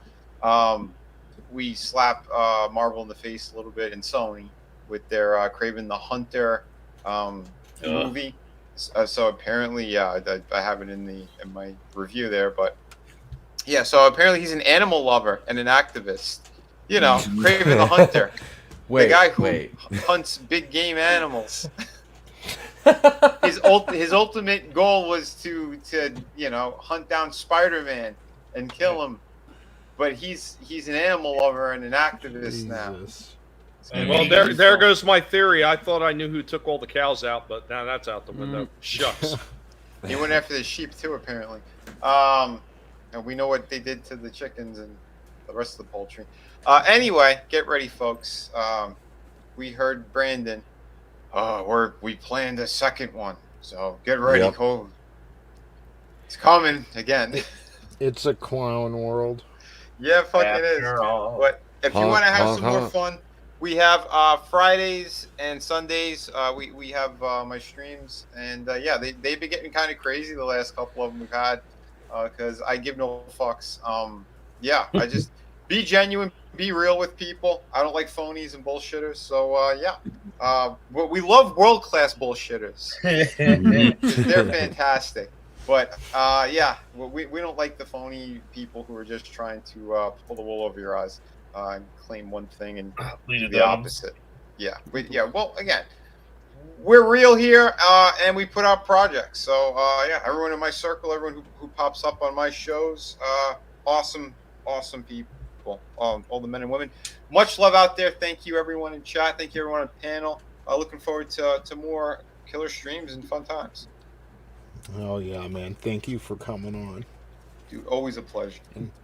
And as someone who's worked a plethora of different delivery jobs throughout the years, people don't know where they live. They don't. No. The thing with the post office, though, is, like, I know with mine, I'm actually surprised I got mine and it didn't get sent back. They like to be lazy as fuck and won't cross-reference, like, street with PO. Like, if it's a PO box, they won't, like, if you have anything missing or messed up, they will just send it back. And it doesn't matter what it is. It's ridiculous. Oh, it's awful. Absolutely Lazy. awful. Yep. Yep. Inefficient. Mm-hmm. Oh, big time. It's all Newman's fault. Newman. That's why that dinosaur killed him. He didn't get his mail. Yes. Jeff, what have you got going on, sir? All sorts of things. So, a couple transitions. You guys keep talking about toys. Guess what I found? Toys R Us. Yeah, I went to a Toys R Us today, and I filmed it. So this Saturday, I got brand new Toys R Us footage, a brand new Toys R Us, what modern day Toys R Us looks like in 2022. So it's not a joke, it's not a troll job. I have a Toys R Us video coming this Saturday. I tweeted about coming for Thursday, but there's something a little more topical to put out before that. So be on the lookout for that. I've personally been putting out a bunch more content over on YouTube here to try to get, there's a lot to cover in the world of entertainment right now. Obi-Wan's garbage. There's all kinds of screwery over with Disney, other corporations, and I actually noticed something that I think there's a little play in the media right now to discredit a Marvel movie, but for a really stupid reason. So that's what the next video I'm working on is. But like Vinny says, how he likes to collaborate with other people that make stuff, I too make stuff. So Vinny does comics, I do comics. And right now, folks, I'm working on Wokebusters, which is a Ghostbusters style parody of all the wokeness and basically all the garbage in entertainment and society today. So I'm having fun with that. I worked on Climax, the Stay Woke, Triggly Puff Man, all that fun stuff. But if you want to know what those words mean, go to wokebusterscomic.com right now and check it out. Get yourselves a copy. Folks that have backed it already, if you've been following all the updates, the shirts are in. So if you had the action cover shirt, that is here. I tweeted out a picture of it. They look great, full color, digital print, all that great stuff. Because as Vinny knows, when you get stuff from independent creators, it's important to put it in high quality stuff, and that's what we all do here. So our shirts are printed on the highest quality, the paper is the same from DC Comics and all this stuff. So look for Wokebusters later this year. But if you're in a rush, check out Stealing Solo. We kidnap Harrison Ford and remake Star Wars in the basement. I think I'm going to put out the non-Fandom Menace edition for people. Yeah, Harrison, I'm sorry, man. But, You deserved It it. was painful. So, folks, that's kind of what I'm up to right now, the YouTube and the comic stuff, and I'm working on the trading cards as well. But just join us every Thursday night at 8:30 p.m. Eastern Standard Time live here on YouTube for World Class Bullshitters. This week we're on episode 312. We're going to be covering, the weekly big pop culture topics. We're going to play some games, and we're going to talk about something that we haven't before. We're going to take a little trip down memory lane and cover something fun from the 90s. So if you want to know what that is, join us this Thursday live at 8:30 p.m. Eastern Standard Time. But before I go, I want to thank everyone for having me here. Guys, I know you all personally. I've had a lot of fun hanging out or streaming, but always a blast to get together. So I just want to say thanks for having me. And when you get to the year 99, 2000, I can be your WWF guy. I have a really weird encyclopedic knowledge of the year 2000. So when you get there, call me up. I'll be your whole panel if you need me to be. Hell yeah, man. Awesome. Thank you for joining us for the Rock's debut. And might I say, too, great video earlier on 3 reasons why Lightyear flopped hard. We were just talking about that last night on Going and Raw, so it was interesting to hear your perspective. Thank you.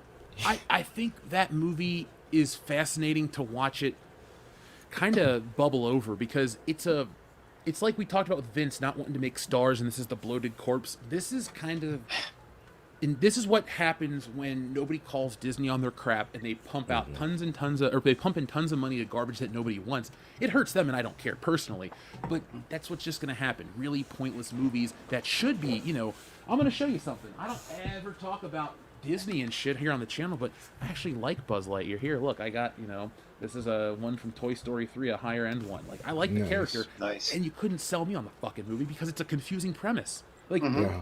I won't even go into it. Thank you for watching the video, Tony. Folks, you can check it out. But do you guys know why this movie exists or what it's actually about? Because it poses too many questions to be cohesive. Yeah, you mentioned I think that's the thing, though, Jeff. I mean, I was reading one article where the Disney execs trying to put out the flames how bad that they're getting roasted on this one. They tried to say, oh, well, this has nothing to do with the cartoon or the character of Buzz Lightyear. This is supposed to be something completely different, just using that character's name. You just said that it wasn't about that character, but here you say you're using that character's name, hence it's about that character. No matter how you try to dance around that.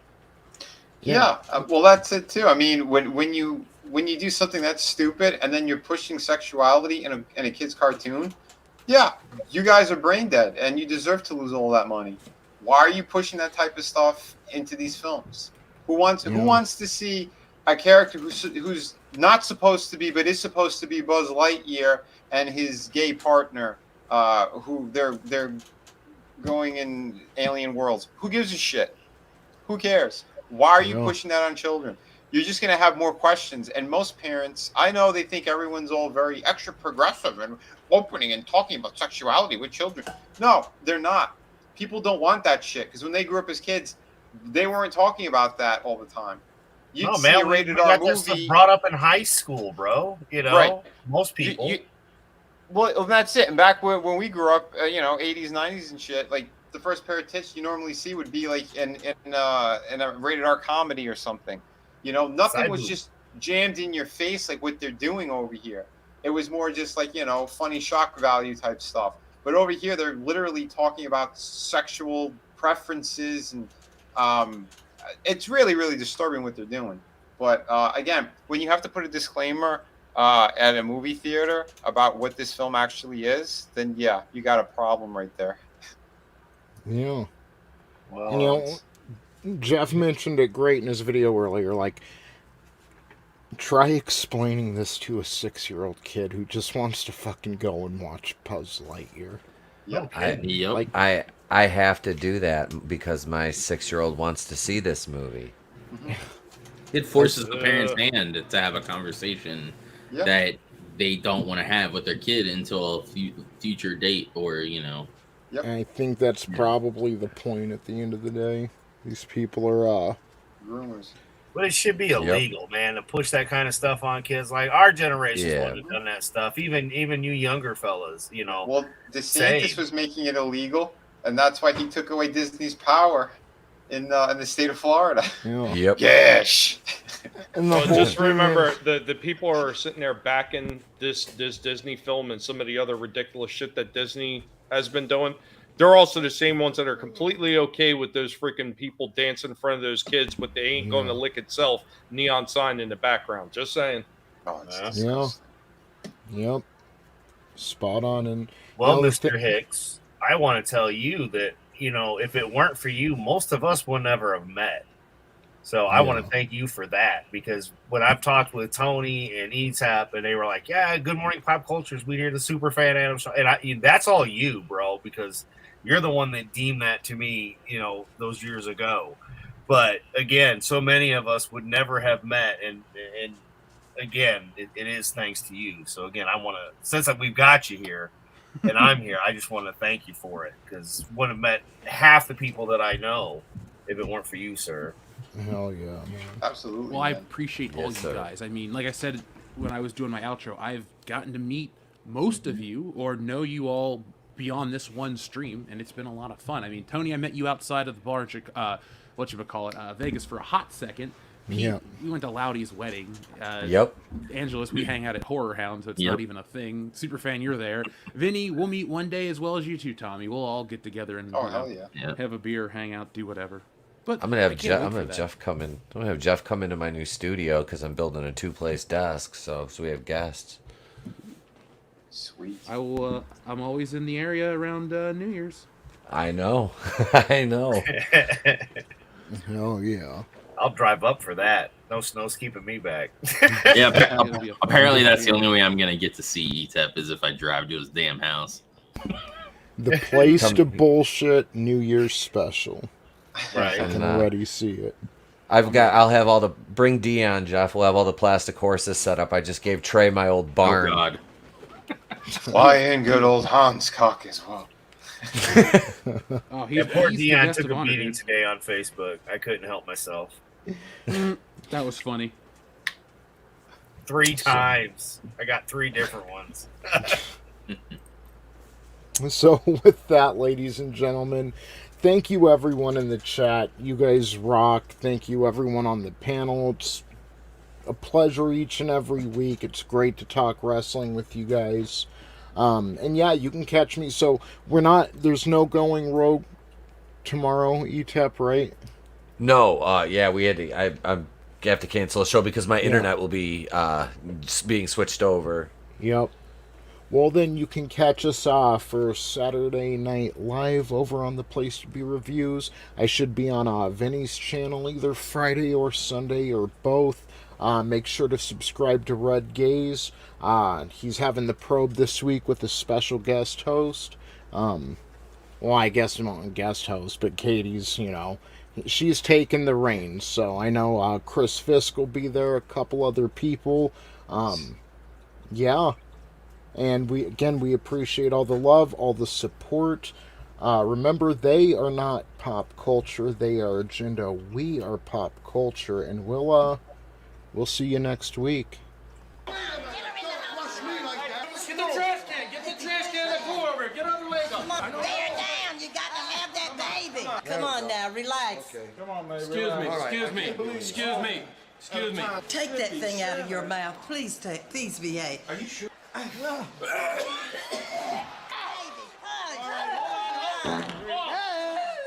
You want to try this, Doc?